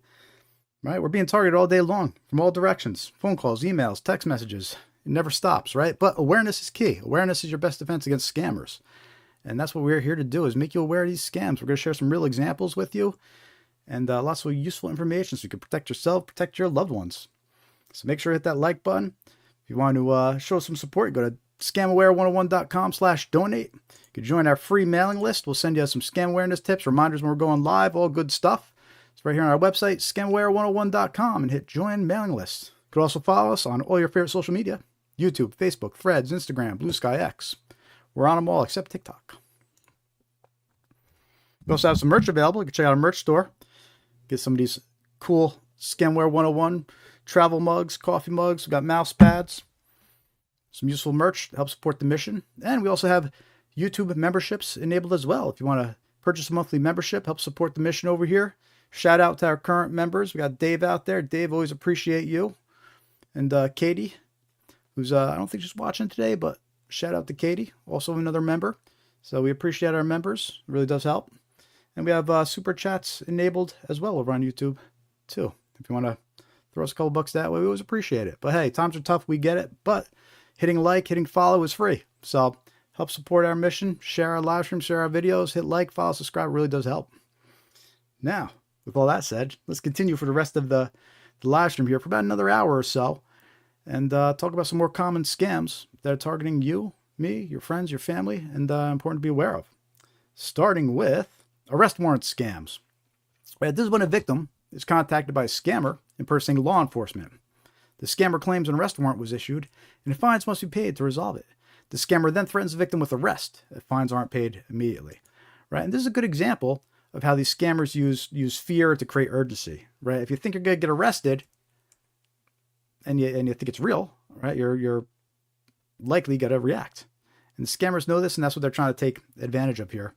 And a lot of times you'll get the phone call, and the caller ID, it will show your local police department, right? It will show the local sheriff's department, because scammers can manipulate caller ID, right? Always remember that. You can't trust caller ID. You got to hang up and then call back through official channels, right? You can't trust the caller ID even if it says it's your bank or law enforcement, all right? So we have a couple victims reports here. Well, first of all, before we go into the victims reports, what happens is the scammer gives you a call, they impersonate law enforcement, and a lot of times they'll say you missed jury duty or you failed to show up in court, right? And that's their excuse for you. You must pay immediately, or we're going to issue an arrest warrant. We're going to send our deputies over there to arrest you right now, right? It could be a scary situation for someone who's not aware of this scam. And we have a few victims reports here from earlier in the year that I'd like to share.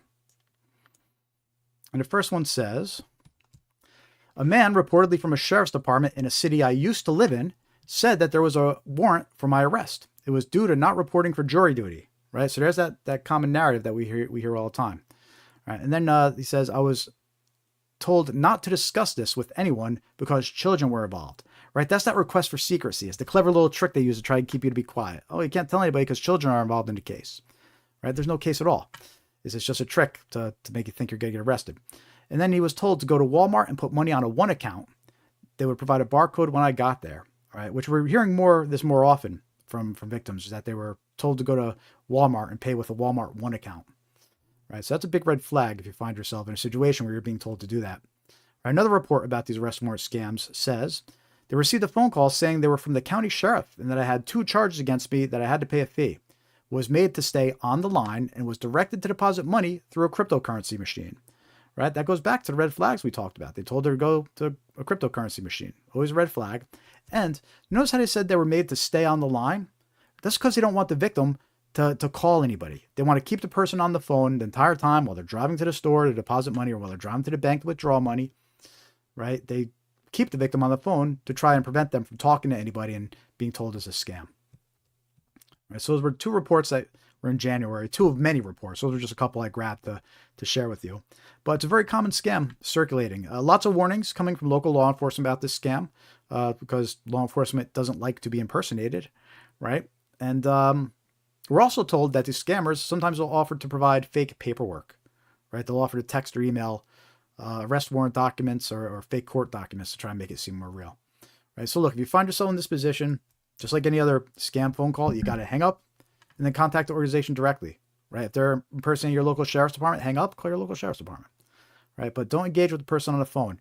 And look, on the rare chance, the very, very rare and unlikely chance it really is the police department calling you, right? They should respect that. They should be perfectly okay. They understand that this scam's out there. You should have no problem with you hanging up and calling back the local department, right? Same thing goes for your bank. You should have no problem hanging up and then calling them back. They understand these scams are rampant, and they would actually say that was smart to do. All right. So anyway, watch out for these arrest warrant scams. Don't be scared. Don't be intimidated, right? Be aware that the scam's around. Don't fall for it. We have this cool infographic we created. The anatomy of a scam. Scammers impersonate law enforcement. They call victims claiming an arrest warrant for missed fine or jury duty. They'll demand payment immediately. They'll use deceptive tactics to appear real. Fake caller ID, fake paperwork. Right? You can never trust a caller ID. And law enforcement will never ask you to pay over the phone. So the golden rule, right? Hang up and verify. If you receive a suspicious call, hang up and call the agency back using their official, publicly listed phone number. Right? Don't get tricked into calling these fake phone numbers. So that's arrest warrant scams. Watch out for them.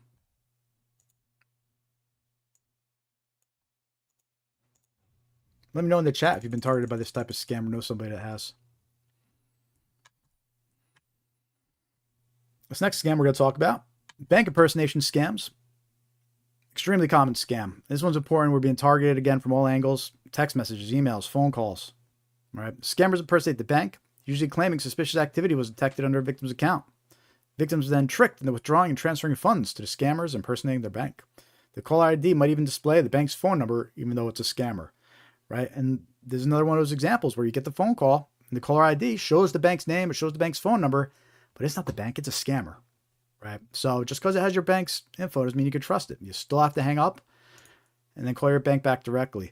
And luckily, this type of scam, these bank impersonation scams, these are actually one of the easiest ones to debunk, right? You get any type of communication claimed to be from your bank, text message, phone call, email. Instead of clicking the link, instead of calling the number, instead of doing what it says to do, what you do is you call the number on the back of your bank card.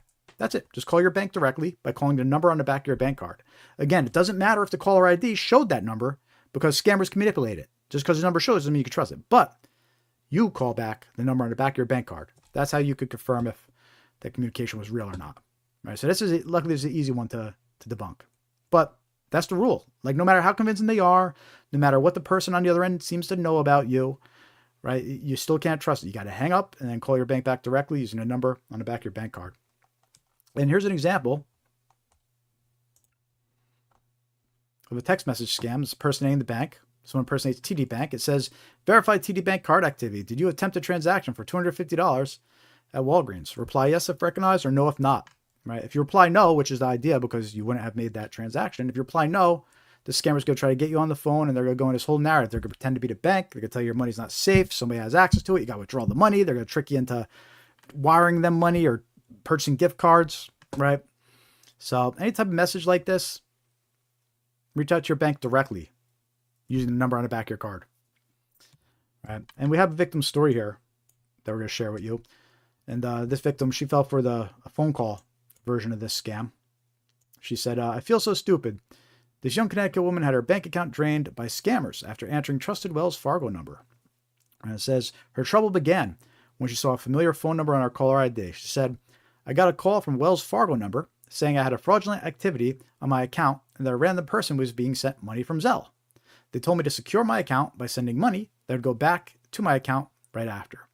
Right? So there she goes. The reason she fell for a scam was she saw Wells Fargo's name and number on her caller ID and she thought she could trust it. She didn't realize that scammers can manipulate that. Right? And also notice how they used Zelle to scam her. Because again, Zelle's a nightmare. They really are dealing with Zelle. And scammers know that. So watch out for these bank impersonation scams. Look, they're targeting us by phone, text message, email. Again, but the best thing you could do is just call your bank directly using a number on the back of your card.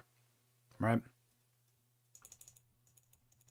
Let me know in the chat and the comments if you've been targeted by this type of scam. We also made another cool infographic for this scam. Anatomy of a bank impersonation scam. $19,000 lost by one victim. Fake text alerts, panicked phone call. Scammers provide a cover story too. They'll tell victims to lie to bank tellers, right? Because a lot of times they'll say the bank's under investigation. Don't reveal to the bank teller why you're withdrawing money. They'll tell them to lie to the bank teller, tell them it's for like home improvements and to pay contractors. Sneaky stuff. Common narratives. Don't fall for it. You gotta hang up immediately and call your bank directly.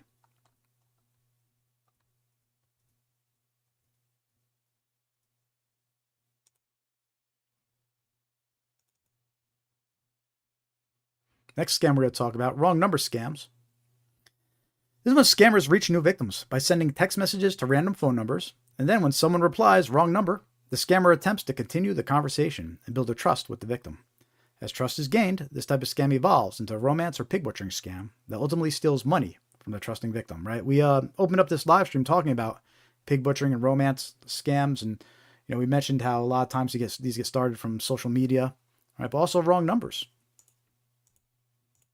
And how these wrong number scams work and why they're so dangerous is because they could start with any random message that says any random thing. It doesn't even have to make sense, right? Because what it does is it preys on our natural reaction to tell somebody, hey, you got a wrong number. Who is this? Right? We want to reply and be kind. We want to let someone know. But that's what the scammers want you to do, right? So this type of scam, it could start with a message that says, hey, Anna, I'm Josie. Or excuse me, is this Emma? Or just a random message, have a cup of coffee together sometime, right? And then the natural reactions will reply back and say, hey, you got the wrong number, or who is this, right? And just replying back, you failed the test already. Because when you reply back, you're letting them know your number's active and to target you more. Remember I mentioned that a little earlier in the live stream, right? You never want to reply or interact with these scammers because at the very least, it's letting them know that your number's legit. You read the messages. They're going to add you to more lists and they're going to target you even more. Right, so you never want to reply to these. And really, what I tell people is don't even reply to wrong numbers. Right? They'll realize they have a wrong number if it's legit. But it's not worth replying because most of the time it's going to be a scammer. And here's some examples of how these wrong number scams proceed. Right, starts off with a simple message that says hi. Right, and the victim replies back, hi, who's this? They said, I'm Karina. Are you David? We met last week at Linda's party. You picked this number for me. Hi, sorry, you have the wrong number. Okay, at that point, conversation should end. Right? It's been established as a wrong phone number, but it's a scam, so they're going to continue. Oh my gosh, I checked and found out I entered the wrong area code. Hope this doesn't bother you. That's okay, no problem. Right? Again, it should end at that point. It's a wrong number, but it's a scam. Thank you very much. You are a friendly and polite person. I hope we can be friends. Nice to meet you. My name is Karina. What can I call you? See, so now what they're going to try to do is they're going to try to become your friend. They're going to try to start getting your information. They're asking your name. They're going to ask where you live. They're going to ask your age. They're going to try to get all these details about you to determine the best scam to proceed with, right? So in this case, we replied back, Pat. They replied, you have a beautiful name. I'm from Malaysia, currently living in Los Angeles. Where do you live? Right? And then that continues. So that's a real example of how these wrong number scams are initiated, right? And what they're going to do, eventually they'll say, hey, let's talk on WhatsApp, right? Like we mentioned that red flag earlier. And eventually they're going to target you. These are one of those examples of a long-term deception scam because after a week or two of gaining your trust, right? They're going to message you every day. Hey, how are you doing? Hope you had a nice day. Send you pictures, things like that, right? And then a week or two in, they're going to hit you with the crypto investment, right? Or pull you into some kind of romance scam. Okay, so it's dangerous. Something as simple as a wrong number message, it can result in having your entire savings cleared out, right? So be aware of this type of scam. If you ever wondered why you get so many wrong number text messages, this is why. It's a very common scam. All right, so the best thing you do is don't even reply, block the number, do not engage. And one other thing regarding this scam, we did a video about this scam on our YouTube channel. It's actually our most popular video. It went viral. We released a little over a year ago, I think. And it went viral here, and it actually got over 102,000 views. It's right here, wrong number scam. 102,000 views. We posted about a year ago. So it's pretty cool.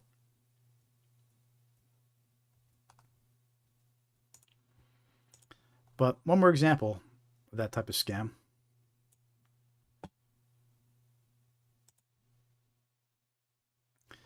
So, hi Byron, I'm Jane. And they include a picture, right?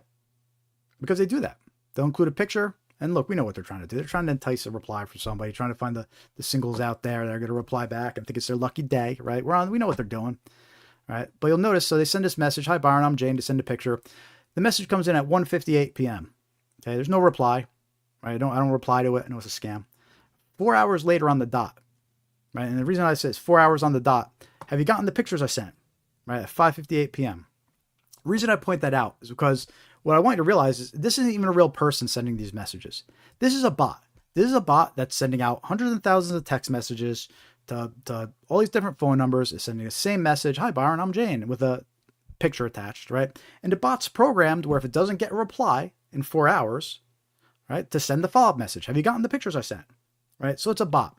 The bot's trying to gather this information. Eventually, after it gathers your info, it will hand you off to a real scammer, right? But that's important to realize that the scammers are using this technology where they're just blasting out these text messages, right? They're programmed to follow up with you. They're programmed to gather your information, right? They're using technology to do this. So sorry to burst any bubbles out there. It's not your lucky day, right? This is a scam. And one more note about the picture. It's a good example of how AI is getting used by scammers now to generate pictures like this. Right? So this way, if you try to like do a reverse image lookup, just to see if this picture is out there, right, you're unlikely to find it because they generate it with AI. It's not anywhere else. So don't fall for this type of scam. Be aware of it, these wrong number scams. Don't reply. Don't engage.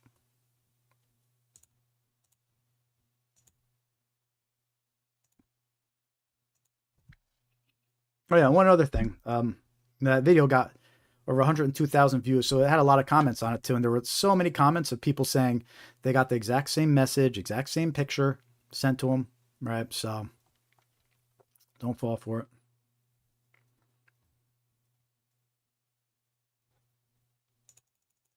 How are we all doing this evening? If you're just watching, just join in, say hi in the chat, let us know you're watching, give us some reactions, hit that like button, like, follow, subscribe. It really does help. It really does kind of count on everybody to give us the some engagement and likes and follows, help spread our content and get awareness out there about these scams, right? We're trying to put something good out there. So lots of useful information on this live stream. It gets a little repetitive each week, but you know, it's important to get these scams out there, even if it is a little repetitive each week, right? So someone's got to do it. Next scam we're going to talk about, faith-based group leader impersonation scams. What do I mean by that? That's when scammers pose as trusted religious leaders, such as priests, rabbis, pastors, to deceive members of their community. And they'll often reach out with an urgent request for money or gift cards. And it's a pretty clever scam if you think about it, right? Because if a pastor or a priest asks you to go pick up gift cards, you know, and they say they're going to reimburse you, I mean, you're going to trust that they're going to reimburse you, right? It's not like somebody that you might be like, well, they're going to screw me. I mean, you know, so it's a pretty clever scam how they impersonate these faith-based group leaders, right? And I was actually surprised to see how common this scam is. And here's some reports from earlier in the year. These reports are all from January. And it says, contacted by our pastor. He needed help getting some Apple gift cards for cancer patients in the hospital. Right? It's a scam. That was on January 12th. The report came in. Right? And that's what these scammers are doing. Like, how low is that? Like, it's bad enough taking advantage of people's faith by impersonating, their pastor or whoever. But then to use like cancer patients as a trick to try and get people to give you gift cards, right? That's terrible. Terrible. But, the scammers never underestimate how far they'll go to get your money. Here's another report. The person impersonates a pastor from our church in South San Francisco, asked to send money for Brazil because he has a personal emergency, right? So there's a scammer impersonating their pastor claiming he's in Brazil. There's an emergency. All right. I received an email that appears to be from my priest. He asked me to buy 10 Amazon gift cards immediately. He needed to send them out. Right? So think about that. 10 Amazon gift cards. They're probably going to be $500 each. The priest is going to be asking for. That's a $5,000 scam right there.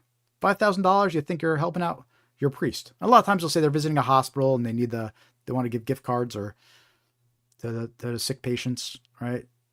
But it's a scam. And here's another one. Someone saying they were my rabbi, right? So it doesn't matter what faith, what religion, like these scammers, they don't discriminate. They're targeting them all, right? So someone's saying they were my rabbi, asking me to get 5 Target gift cards, $500 each for sick people, right? So that's a $2,500 scam right there. All right. So, and then these were only a few of the reports. There are more reports. So it's a pretty common scam. And there's usually 2 things happening here. Well, one of 2 things. The scammer either created an email address that looks like it belongs to the pastor, the rabbi, the priest, right? They create a free email address, reverse a letter or 2, and they make it seem like it's come from them. Or your pastor, rabbi, priest, their account actually got hacked by a scammer, and the scammer's sending out the emails directly from their account, right? So even if you get this request from a legit email address, you still have to be suspicious. In fact, look, pastors, priests, rabbis, they need to be warning their congregation. Sometimes some of the viewers, they've told us in the chat that they get the warnings like this in their newsletters at their church and things, which is great. But if your church or synagogue, they're not doing this, it's worth mentioning and making the members aware of this type of scam, because it's a lot more common than you would think. Oh, by the way, this is probably a good time to mention, one of the things we do here over at Scamware 101, we do group presentations for organizations, right? Including faith-based organizations, churches, synagogues, right? We'll do them for community centers, HOAs, any type of group out there. We'll do a group presentation, a remote group presentation. We'll do it over Zoom, and we'll have a Q&A session afterwards with your group, and we'll give you lots of information, answer your questions. And hey, it's one of the ways that we make money over here. And it's also a good way to help inform your group of how to stay safe. So send your church, your synagogue, your HOA, your community center, send them our way. Let them know to contact us over at scamware101.com and ask us about a group presentation. Help support the cause over here. Help support the mission, and we'll spread awareness. Keep your people safe from these scammers. So a couple notes about that type of scam, these faith-based organization impersonation scams. Ways to protect yourself, right? Inspect the sender email address carefully. Okay, right off the bat, you might notice that the email address isn't the real email address. Okay, and look, this doesn't just apply to rabbis, priests, and pastors, right? These scammers, they're impersonating your friends, your family. They're sending you emails, right? But also, they'll approach you on Facebook as well, right? I've had quite a few people I know on my Facebook, their profiles have gotten hacked, right? Somebody got into their account, and they start messaging all their friends saying, hey, I'm stuck somewhere. Can you send me $500, right? But it's a scam. So we see this not just emails, but on social media as well. But if it's through email, always analyze the email and see if it's actually from the person that they're claiming to be, right? But you can't just trust the email. Even if it is from the legit person, you got to verify through a second communication channel, right? Because that email address could have got hacked. So call the person directly, confirm with them over the phone they're actually asking for this, right? Don't rely solely on the email or message. And then again, gift cards. We mentioned this earlier. Gift cards are a huge red flag, right? So any request for gift cards or any situation where you're being told to purchase gift cards, be suspicious. It's a huge red flag. We know that scammers favor gift cards because they're hard to trace and impossible to recover, right? So any request for gift cards, it should raise suspicion and be considered a major red flag. So always keep that in mind.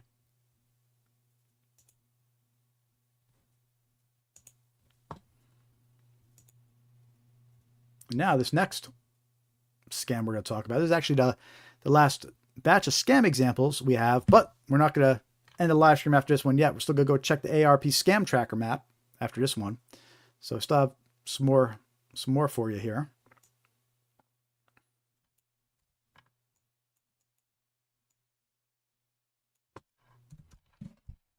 So this next scam, crypto exchange impersonation scams.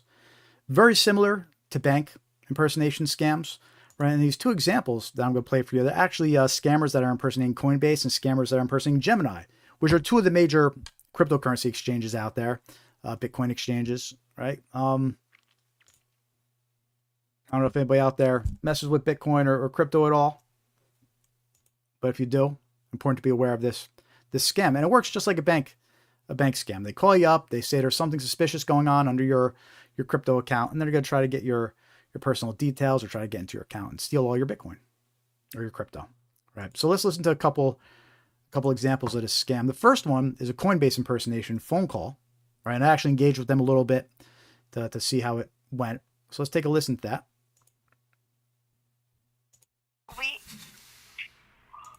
This is about your crypto accounts or Coinbase, your digital asset platform account.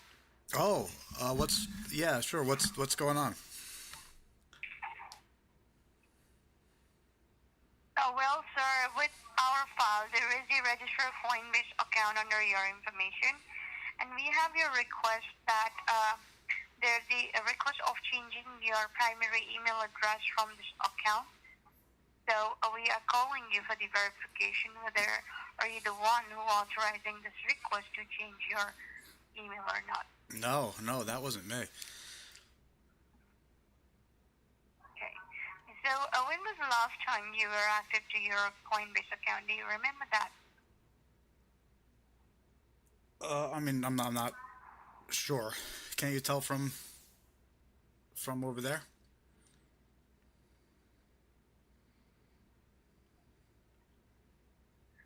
Well, sir, right now, as I can see, there are some of the recent login we have detected by our server.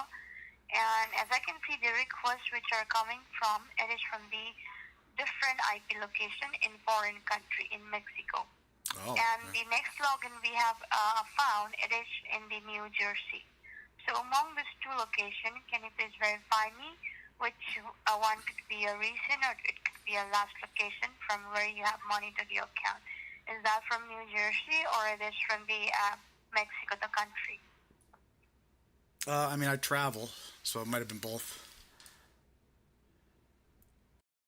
Yeah, they didn't like when I said that. Now, I wasn't sure how to answer because I wasn't sure if they were trying to reset my password using my responses or whatnot, so I didn't want to give them much information. But what's interesting about that example is that they mentioned New Jersey, and I've lived in New Jersey until recently, most of my life, right? And it was interesting how they knew that to say New Jersey. But then I realized, wait, my phone number has a New Jersey area code, right? So that's an interesting thing to keep in mind, that these scammers, they call you up, they seem to know things about you, but they have these clever tricks to find that information, whether it's just looking up the area code of your phone number and using that, or there's these data broker websites online that sell your information. There's the dark web. So no matter what they know about you on the phone, that doesn't mean you could trust them. No matter how convincing they are, you still can't take any phone call at face value. You have to hang up and then call Coinbase directly, for example, if they're claiming to be Coinbase, right? Let's listen to this Gemini recording. And this is just a voicemail that was left. I didn't engage with this one, but it's another example.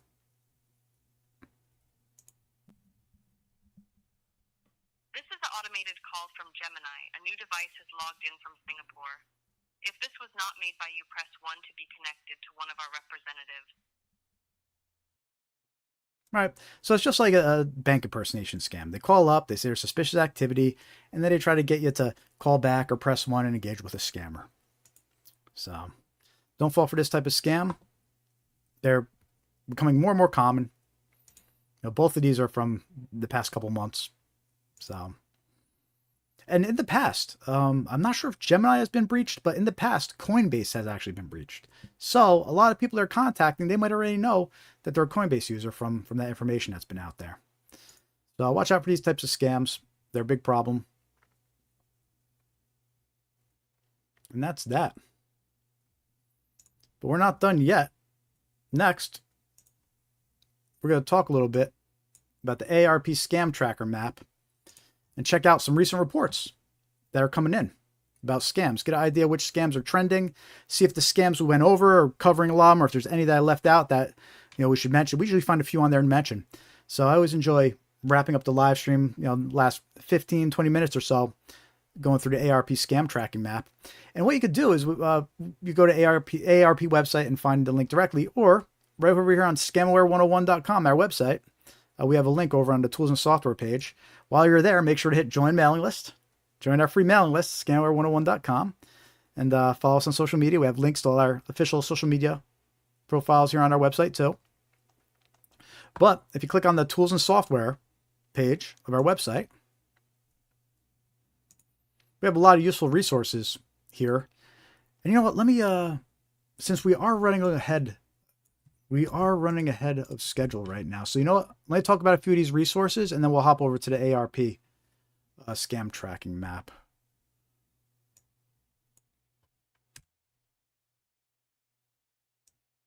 That should get us back on time schedule here.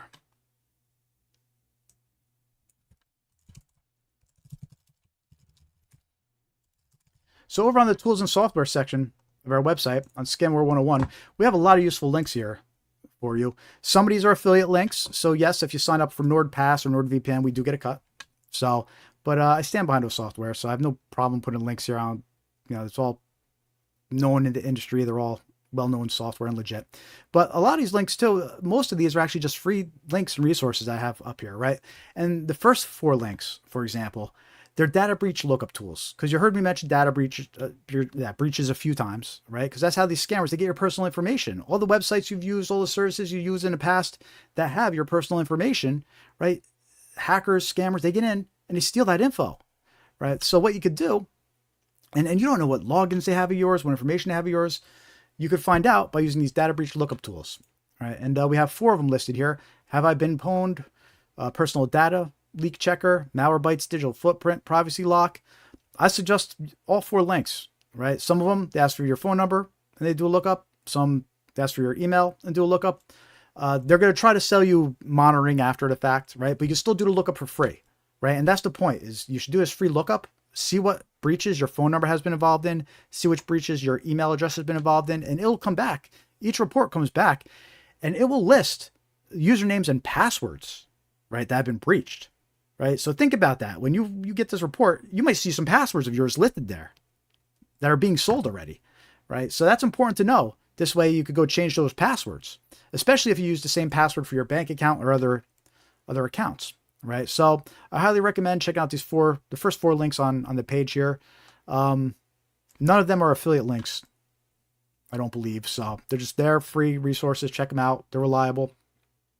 And go see what information of yours has been breached out there, what passwords are floating around, what accounts are floating around. Okay.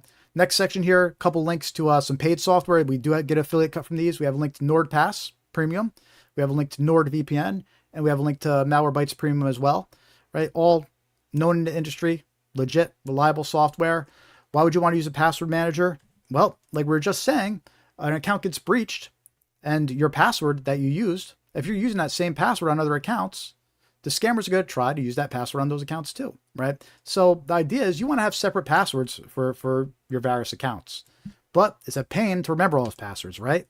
That's why I use a password manager. And NordPass Premium is a good password manager. It's from the same company that does NordVPN. Right, we have a link here. You save 56%, three extra months. So if you're interested in using a password manager, use our link and we'll get a little cut from it too and help support what we're doing over here. Same thing with NordVPN. VPNs are good for hiding your browsing habits. And the reason we want to hide your browsing habits, not because you're doing anything that you don't want people to know about or anything like that. The reason you want to hide your browsing habits is because what happens is these scammers, they breach all these websites, right? And they're able to tie your IP address a lot of the times.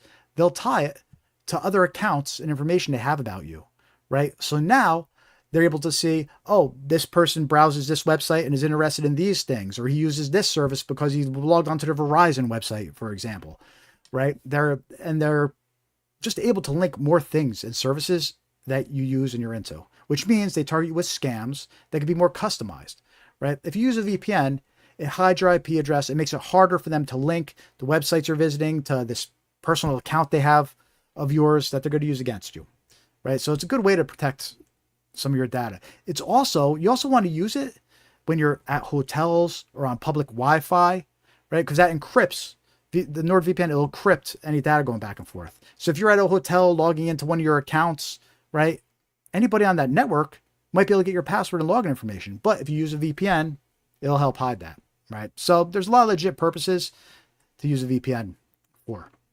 It's not just for accessing adult sites in states that don't allow it, but you can use it for that too. Malwarebytes Premium, check it out. Malwarebytes is an excellent piece of software. The premium version runs in real time, right on your computer, blocks threats in real time.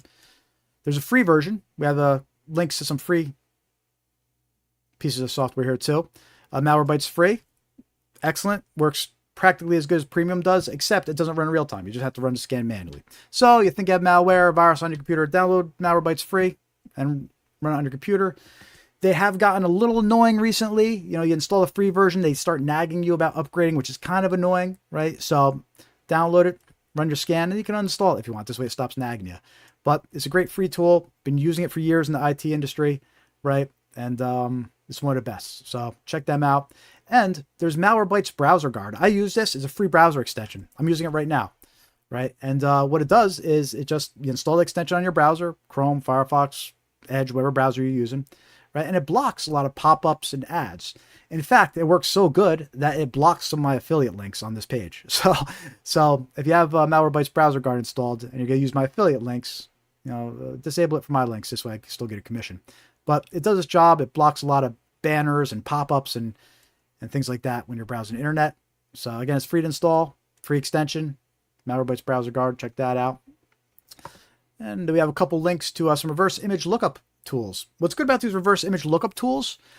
They're great for romance scams. Unfortunately, because of AI, AI is making it gets past these tools now. But basically the idea is with these reverse image searches, let's say you met someone on a dating website, right? And they send you their pictures. You put their pictures in these reverse image searches and they'll come back and it'll say, we found these pictures in other places, which means the person you're talking to probably stole the pictures, right? If it starts showing up in all these different places, it's suspicious. Unfortunately, because of AI, like I mentioned a little earlier, now scammers just generating new pictures, like fresh pictures that wouldn't even show up in a reverse search. But they're still good tools to use and have in your arsenal, right? Some website safety lookup tools. We have a link to Norton Safe Web, Google Safe Browsing, Virus Total. 3 excellent resources for just checking on a website, seeing if there's any reviews, negative ratings, if it's been found it's unsafe, there's suspicious files, things like that. So I mentioned like the fake retail websites. There's 3 tools that you can run it through and see what people are saying. Nothing's 100%, right? But they're just good tools to have. And now the scam tracker tools that I was mentioning. We have a link here to the BBB scam tracker tool, which is great for checking out the scam reports, a lot of business scam reports as well. We focus a lot here on the individual scams targeting individuals, not necessarily like businesses and what people are saying about them, right? So what we focus on is we have the AARP scam tracking map, which brings us to the next portion of our live stream here. So the AARP scam tracking map. I think here comes the soul was asking about this. So click the link, we'll bring it up. Takes you directly there to the AARP website. And this is an excellent tool to see recent reports that are coming in about scams people are receiving. The most recent reports are from 2 days ago, right? So you're actually seeing extremely recent reports. And you can narrow it down by zip code and state if you want. For the purpose of this live stream, I always leave it on nationwide. And also keep in mind, if you see it in one state, the scam's probably in another state, all these states, right? So I just leave it on nationwide to kind of get an idea about what people are reporting. And if you're wondering about a scam, if you're wondering if something's a scam, right, you could come here and you could search too and see if other people are reporting that type of scam. But let's take a look at some of these recent scam reports and see if there's any scams here that we should talk about, or that mentioned the scams we went over. So the first one here, health-related scams. Someone kept calling me saying they were from Obamacare and from Department of Jobs and Family Services. Okay, let's see if they get some more details about this one.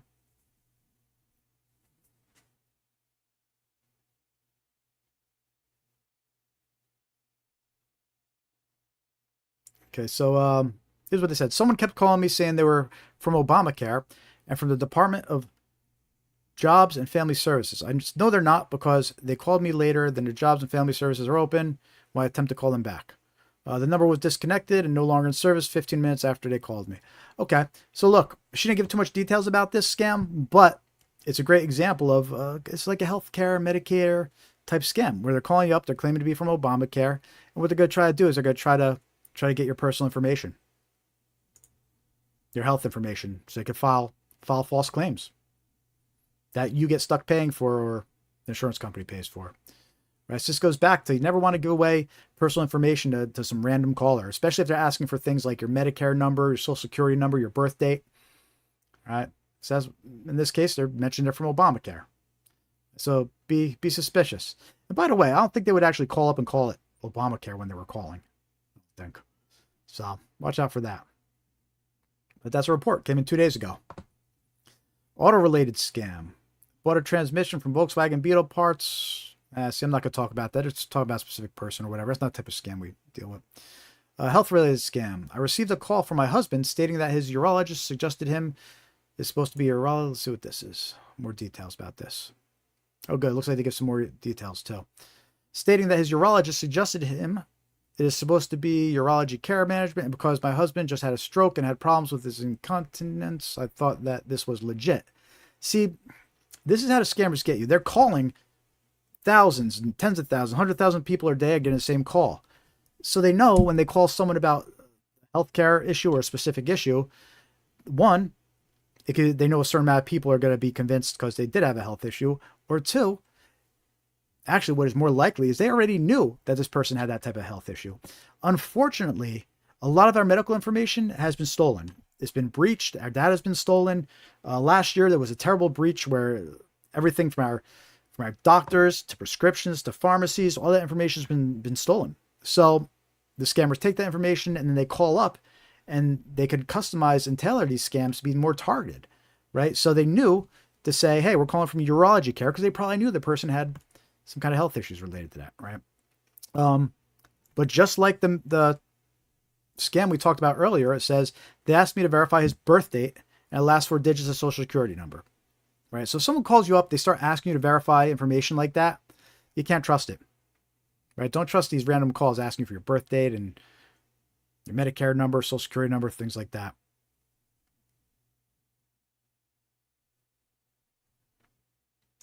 So that's a good example of a scam that's circulating. I'd say we pretty much talked about that one.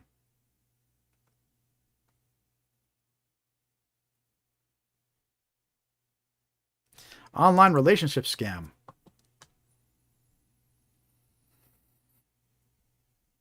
Ah, okay. This is a good one. Wow, this person lost over $5,000.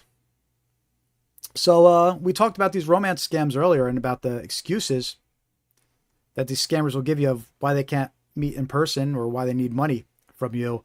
And a lot of times they'll say that they're overseas for business. You know, I mentioned the oil rig. They'll say they're on an oil rig or that they're in the military and they're stationed overseas.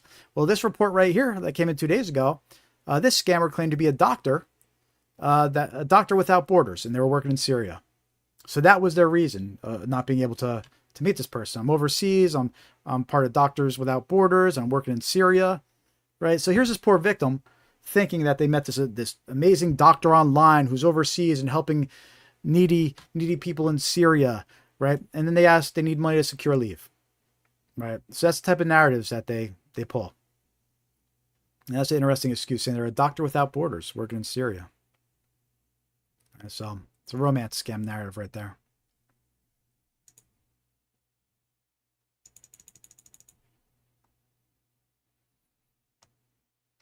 It's another reason the AARP scam tracker map This is why I like to check this out on the live streams every week, because you find additional details like that. Right? I gave a bunch of examples of the narratives that these romance scammers use. Right? But here's a new one that wasn't on that list, and claiming to be a doctor without borders. Right? Oh, and what's interesting about that one? This person says it was initiated on social media. So watch out for those social media scams, right? They reach out to you, they leave you a comment, and after a week or two, it evolves into a romance scam, and you start asking for money, either investments or financial help. So his next scam is received a phone call from AA8 that showed up as Chase. Yeah, okay. So here's a bank impersonation scam, or a credit card impersonation scam, same thing. Right, and what they said is the phone, the caller ID, it showed Chase. It showed Chase in their phone number. Right, so this is a good example. If you can't trust caller ID, right? We know that these bank impersonation scams, they're calling up and the caller ID is showing the bank's name and number, but it's a scammer in some other country most of the time, right? So here's somebody reporting that right now. They were saying that they were being warned that their credit card was overdue. And then they hung up. She hung up. She called Chase directly. So she did the right thing. Called Chase directly. Called the number on the back of your card. And they told her, you have no payment overdue. So, classic bank scam. They manipulate caller ID. Don't trust it. Person who claims to be a student at Florida Atlantic University who wants to sell their graduation tickets since they don't plan... What is this? Let's see. This is an interesting one. Who wants to sell their graduation tickets since they don't plan to walk, and FAU only issues a limited number per person. They get your money with a sample ticket with the barcode scratched as proof they have the tickets ready. Then when you pay, they never send the tickets. Interesting. Okay, so that's an interesting scam to watch out during graduation. In fact, bear with me one sec. I'm going to get a screenshot this. I'm going to screenshot this one and save it, because I might want to mention this scam on a future live stream now. It's an interesting one. There's lots of scams that target college, like parents of college students. There's a new one that I haven't heard of yet, so let me screenshot it real quick.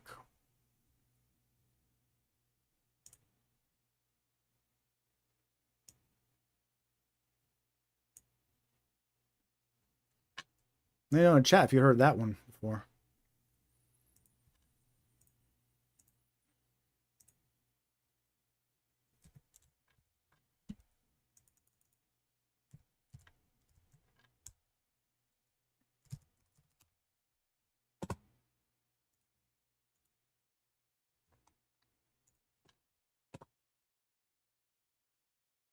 I've also heard of similar to a grandparent scam. They call up the parents of these students and they say there's been an accident, on campus, or your kids get arrested. Right? They pull the grandparent scam, but they do it as a college type scam, and they target the parents of college students. So there's quite a few scams out there that target the parents of college students, just like this one where they're trying to sell fake graduation tickets.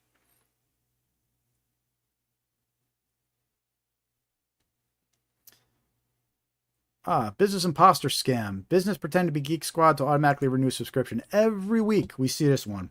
This scam has been going on for years. I mean, I think for the past 3 weeks we've seen this report. Every time we happen to go check the AARP scam tracking. I actually have an example of this scam I'm going to share with you.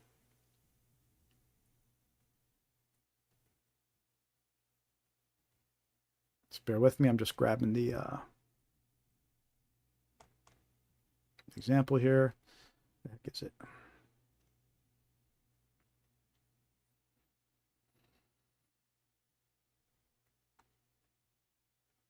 There we are. Right, so there's this Geek Squad email. It's been circulating for years. And it's your classic type of fake order, fake subscription scam.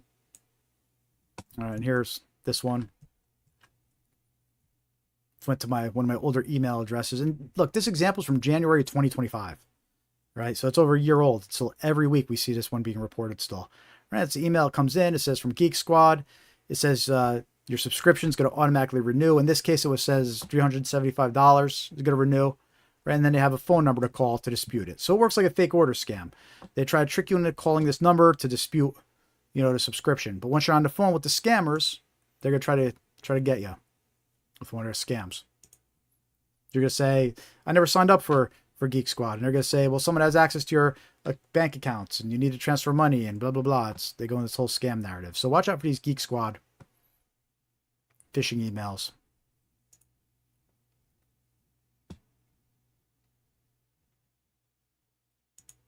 Hey, here comes the Soul where you, this is what you were wanting some info about, right? The AARP scam tracking map. It's a great resource, as you could tell. Nice recent results. Getting some detailed information from some of the reports.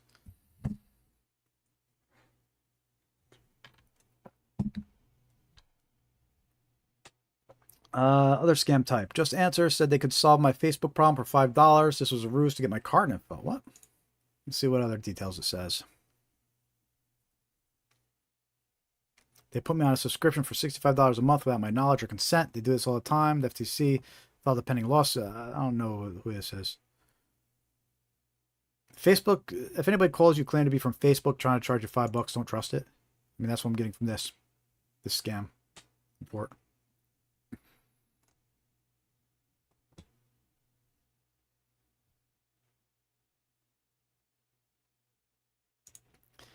This looks like a bank impersonation scam. Let's see.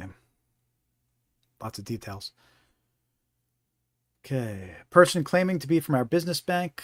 My office texted me the bank was calling me as I ignored 2 calls from 800 number. He said there had been some large wires done on the business account. I told him I didn't authorize those. Then he transferred to someone. So it was from the Treasury Management and that he works with both banks, that they could help me with these fraudulent wires. So we see this a lot with the scam narratives. First they call it pretend to be your bank, right? Or they call it pretend to be some retailer like Apple. And then they magically transfer you to someone that works for the government. In this case, it was the Treasury, right? And now this person from the government suddenly says, we're going to do an investigation. We're going to help you, right? Proceed to give me instructions to cancel my user ID and password.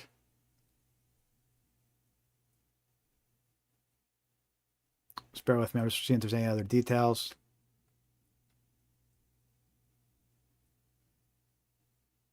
Right, the number under caller ID, they match the bank, right? Because that's what these bank scams do. So there's another example of the caller ID said it was the bank, even though it wasn't. And the person said he ended up calling his credit bureaus just to put hold on his accounts to be safe. Which that's a good preventative measure to use. You could put holds on your credit accounts. This way, if somebody tries to open a credit card under your name, it gets blocked. It's just if you try to open a credit, if you actually try to open a credit card, it'll get blocked too. So you just gotta release those holds if you ever gotta do them. But anyway, another bank impersonation scam here, being warned about. In that case, his business was targeted.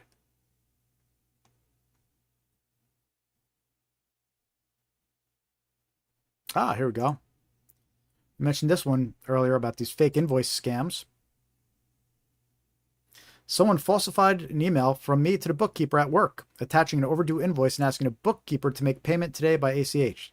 This is a whole scam. The business bill was listed as someone in Las Vegas. The bank was Crossover Bank, Teaneck, New Jersey. Yeah, fake invoice scam.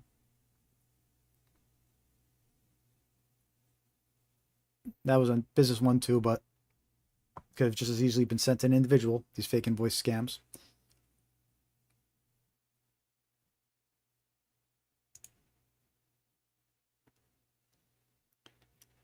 Calls and attempts to order credit cards, a Zelle account, repeated harassment.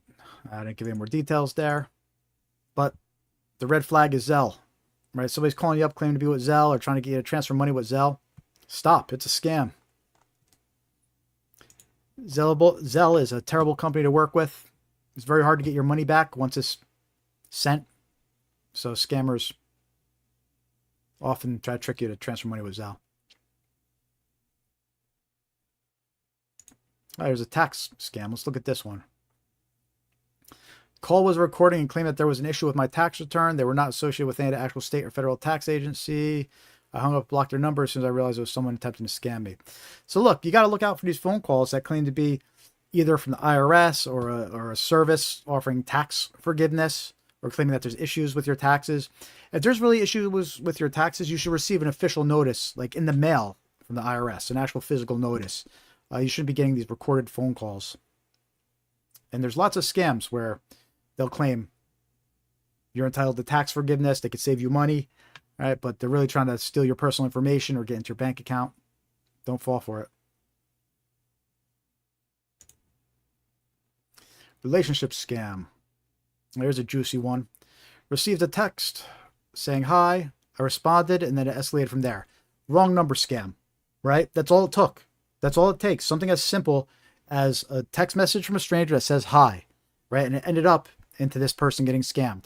And in her case, it says, or his case, her case, I responded, and then it escalated from there. Shared a not safe for work photo, right? And then I was immediately told to cooperate or else my wife would find out. All right, so it was a dude. Okay. I reported the text, but later text from the same person stated that if I do not pay $500, they'll send the info to his family and friends. Look, this is one of those extortion blackmail type scams that could evolve from romance scams. Sometimes these romance scams, they just try to get you sending them money, getting all, infatuated with them and sending them money and just being a sucker that way, right? But sometimes these romance scams, you start sharing not safe for work photos and things like that, then they start blackmailing you, right? And in this case, this guy's married. He shouldn't have been doing that, right? And the scammers know this. So now he's getting blackmailed by scammers if he doesn't pay $500. And they don't just say they're going to send it to his wife. They're going to send his photo to your friends, your family. All right, so watch out with not safe for work photos, right? You can start getting flirty with someone online you never met in person. Be careful what you send them. And look, there's even been cases where these scammers, they'll generate fake pictures with AI, right? You send them a picture of yourself, just a regular picture of yourself. They'll generate, a spicy picture of you and then blackmail you with it, right? Even though it's a fake picture. So watch out for these romance scammers. It's just one of their things that they do. And if you're married, don't be sending naked pictures of yourself to people on the internet, for Christ's sakes.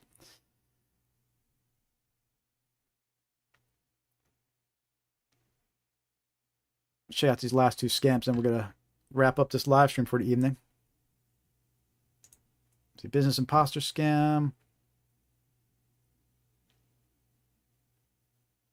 Okay, there's a fake order scam. My person got an email. It claims that was some kind of insurance policy renewed. And it says, if it wasn't you, call this number. Right? So you call that number to dispute it. You're actually talking to scammers. They're going to steal your personal information, your identity.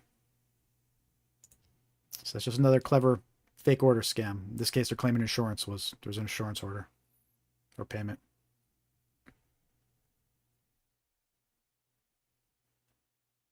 Ah, good. Here's a good one to wrap up on. Receives a call with a voicemail left by an automated voice.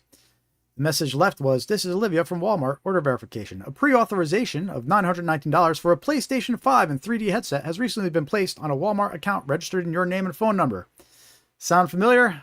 We played that example earlier when we were talking about fake order scams, right? And we played the recording that impersonates Walmart. It says that you purchased a PlayStation, right? And then they ask you to press 1 to cancel the order. You press 1, you get connected to a scammer,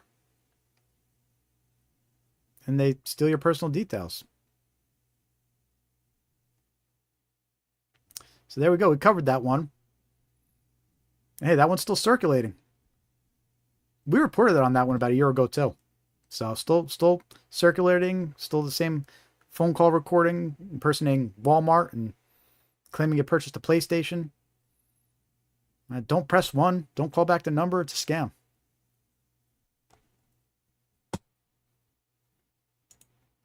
And on that note, we're going to wrap this live stream up. If you haven't hit that like button yet, take a minute, hit that like button. Make sure to follow, subscribe. All your favorite social media platforms. We're here on YouTube, Facebook, Blue Sky, X, Threads, Instagram. Even if you don't happen to use the accounts and you have them, take a minute, hop on there, give us a quick like and a follow, right? Then you never have to use the account again, but it really does help. Make sure to join our free mailing list Scamware101.com is free to join. Just go to our website, hit join mailing list. And look, we're here every week, every Thursday, 5:45 p.m. Eastern time. Spreading awareness about these scams, trying to keep you safe, keep your loved ones safe. Trying to put something good out there. So any support we appreciate. Check out our merch store. We have a link on our website here at the bottom of our website, gift shop. It's also on our YouTube channel. We have a YouTube store. We have some useful items, some fun items, some coffee mugs, travel mugs, water bottles, mouse pads. You know, the idea is I picked a bunch of products that you would keep on your desk, and they make great gifts for that friend or family member that keeps on getting scammed, right? So they have their coffee mug on their desk, their mouse pad on their desk, right? It's a constant reminder. Don't click that link, right? Don't trust that caller ID. Don't fall for these scams. They're out there. So check out our online store. Scoop up some merch. You can also donate directly too. Scamware101.com/donate. Sign up for a YouTube membership. You can help support us that way too. We appreciate it. Every little bit helps. And with that note, that's it for this evening's live stream. It's streaming since 5:45, so just crossed a 2-hour, 15-minute mark. I appreciate you all. Thank you for tuning in. And until next week, stay safe. Let's see if I can leave you with some music as I shut down these live streams.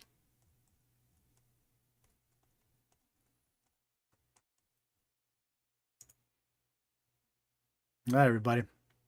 Shout out to Dave. Shout out to John. Shout out to Here Comes the Soul. Shout out to Megan for still watching.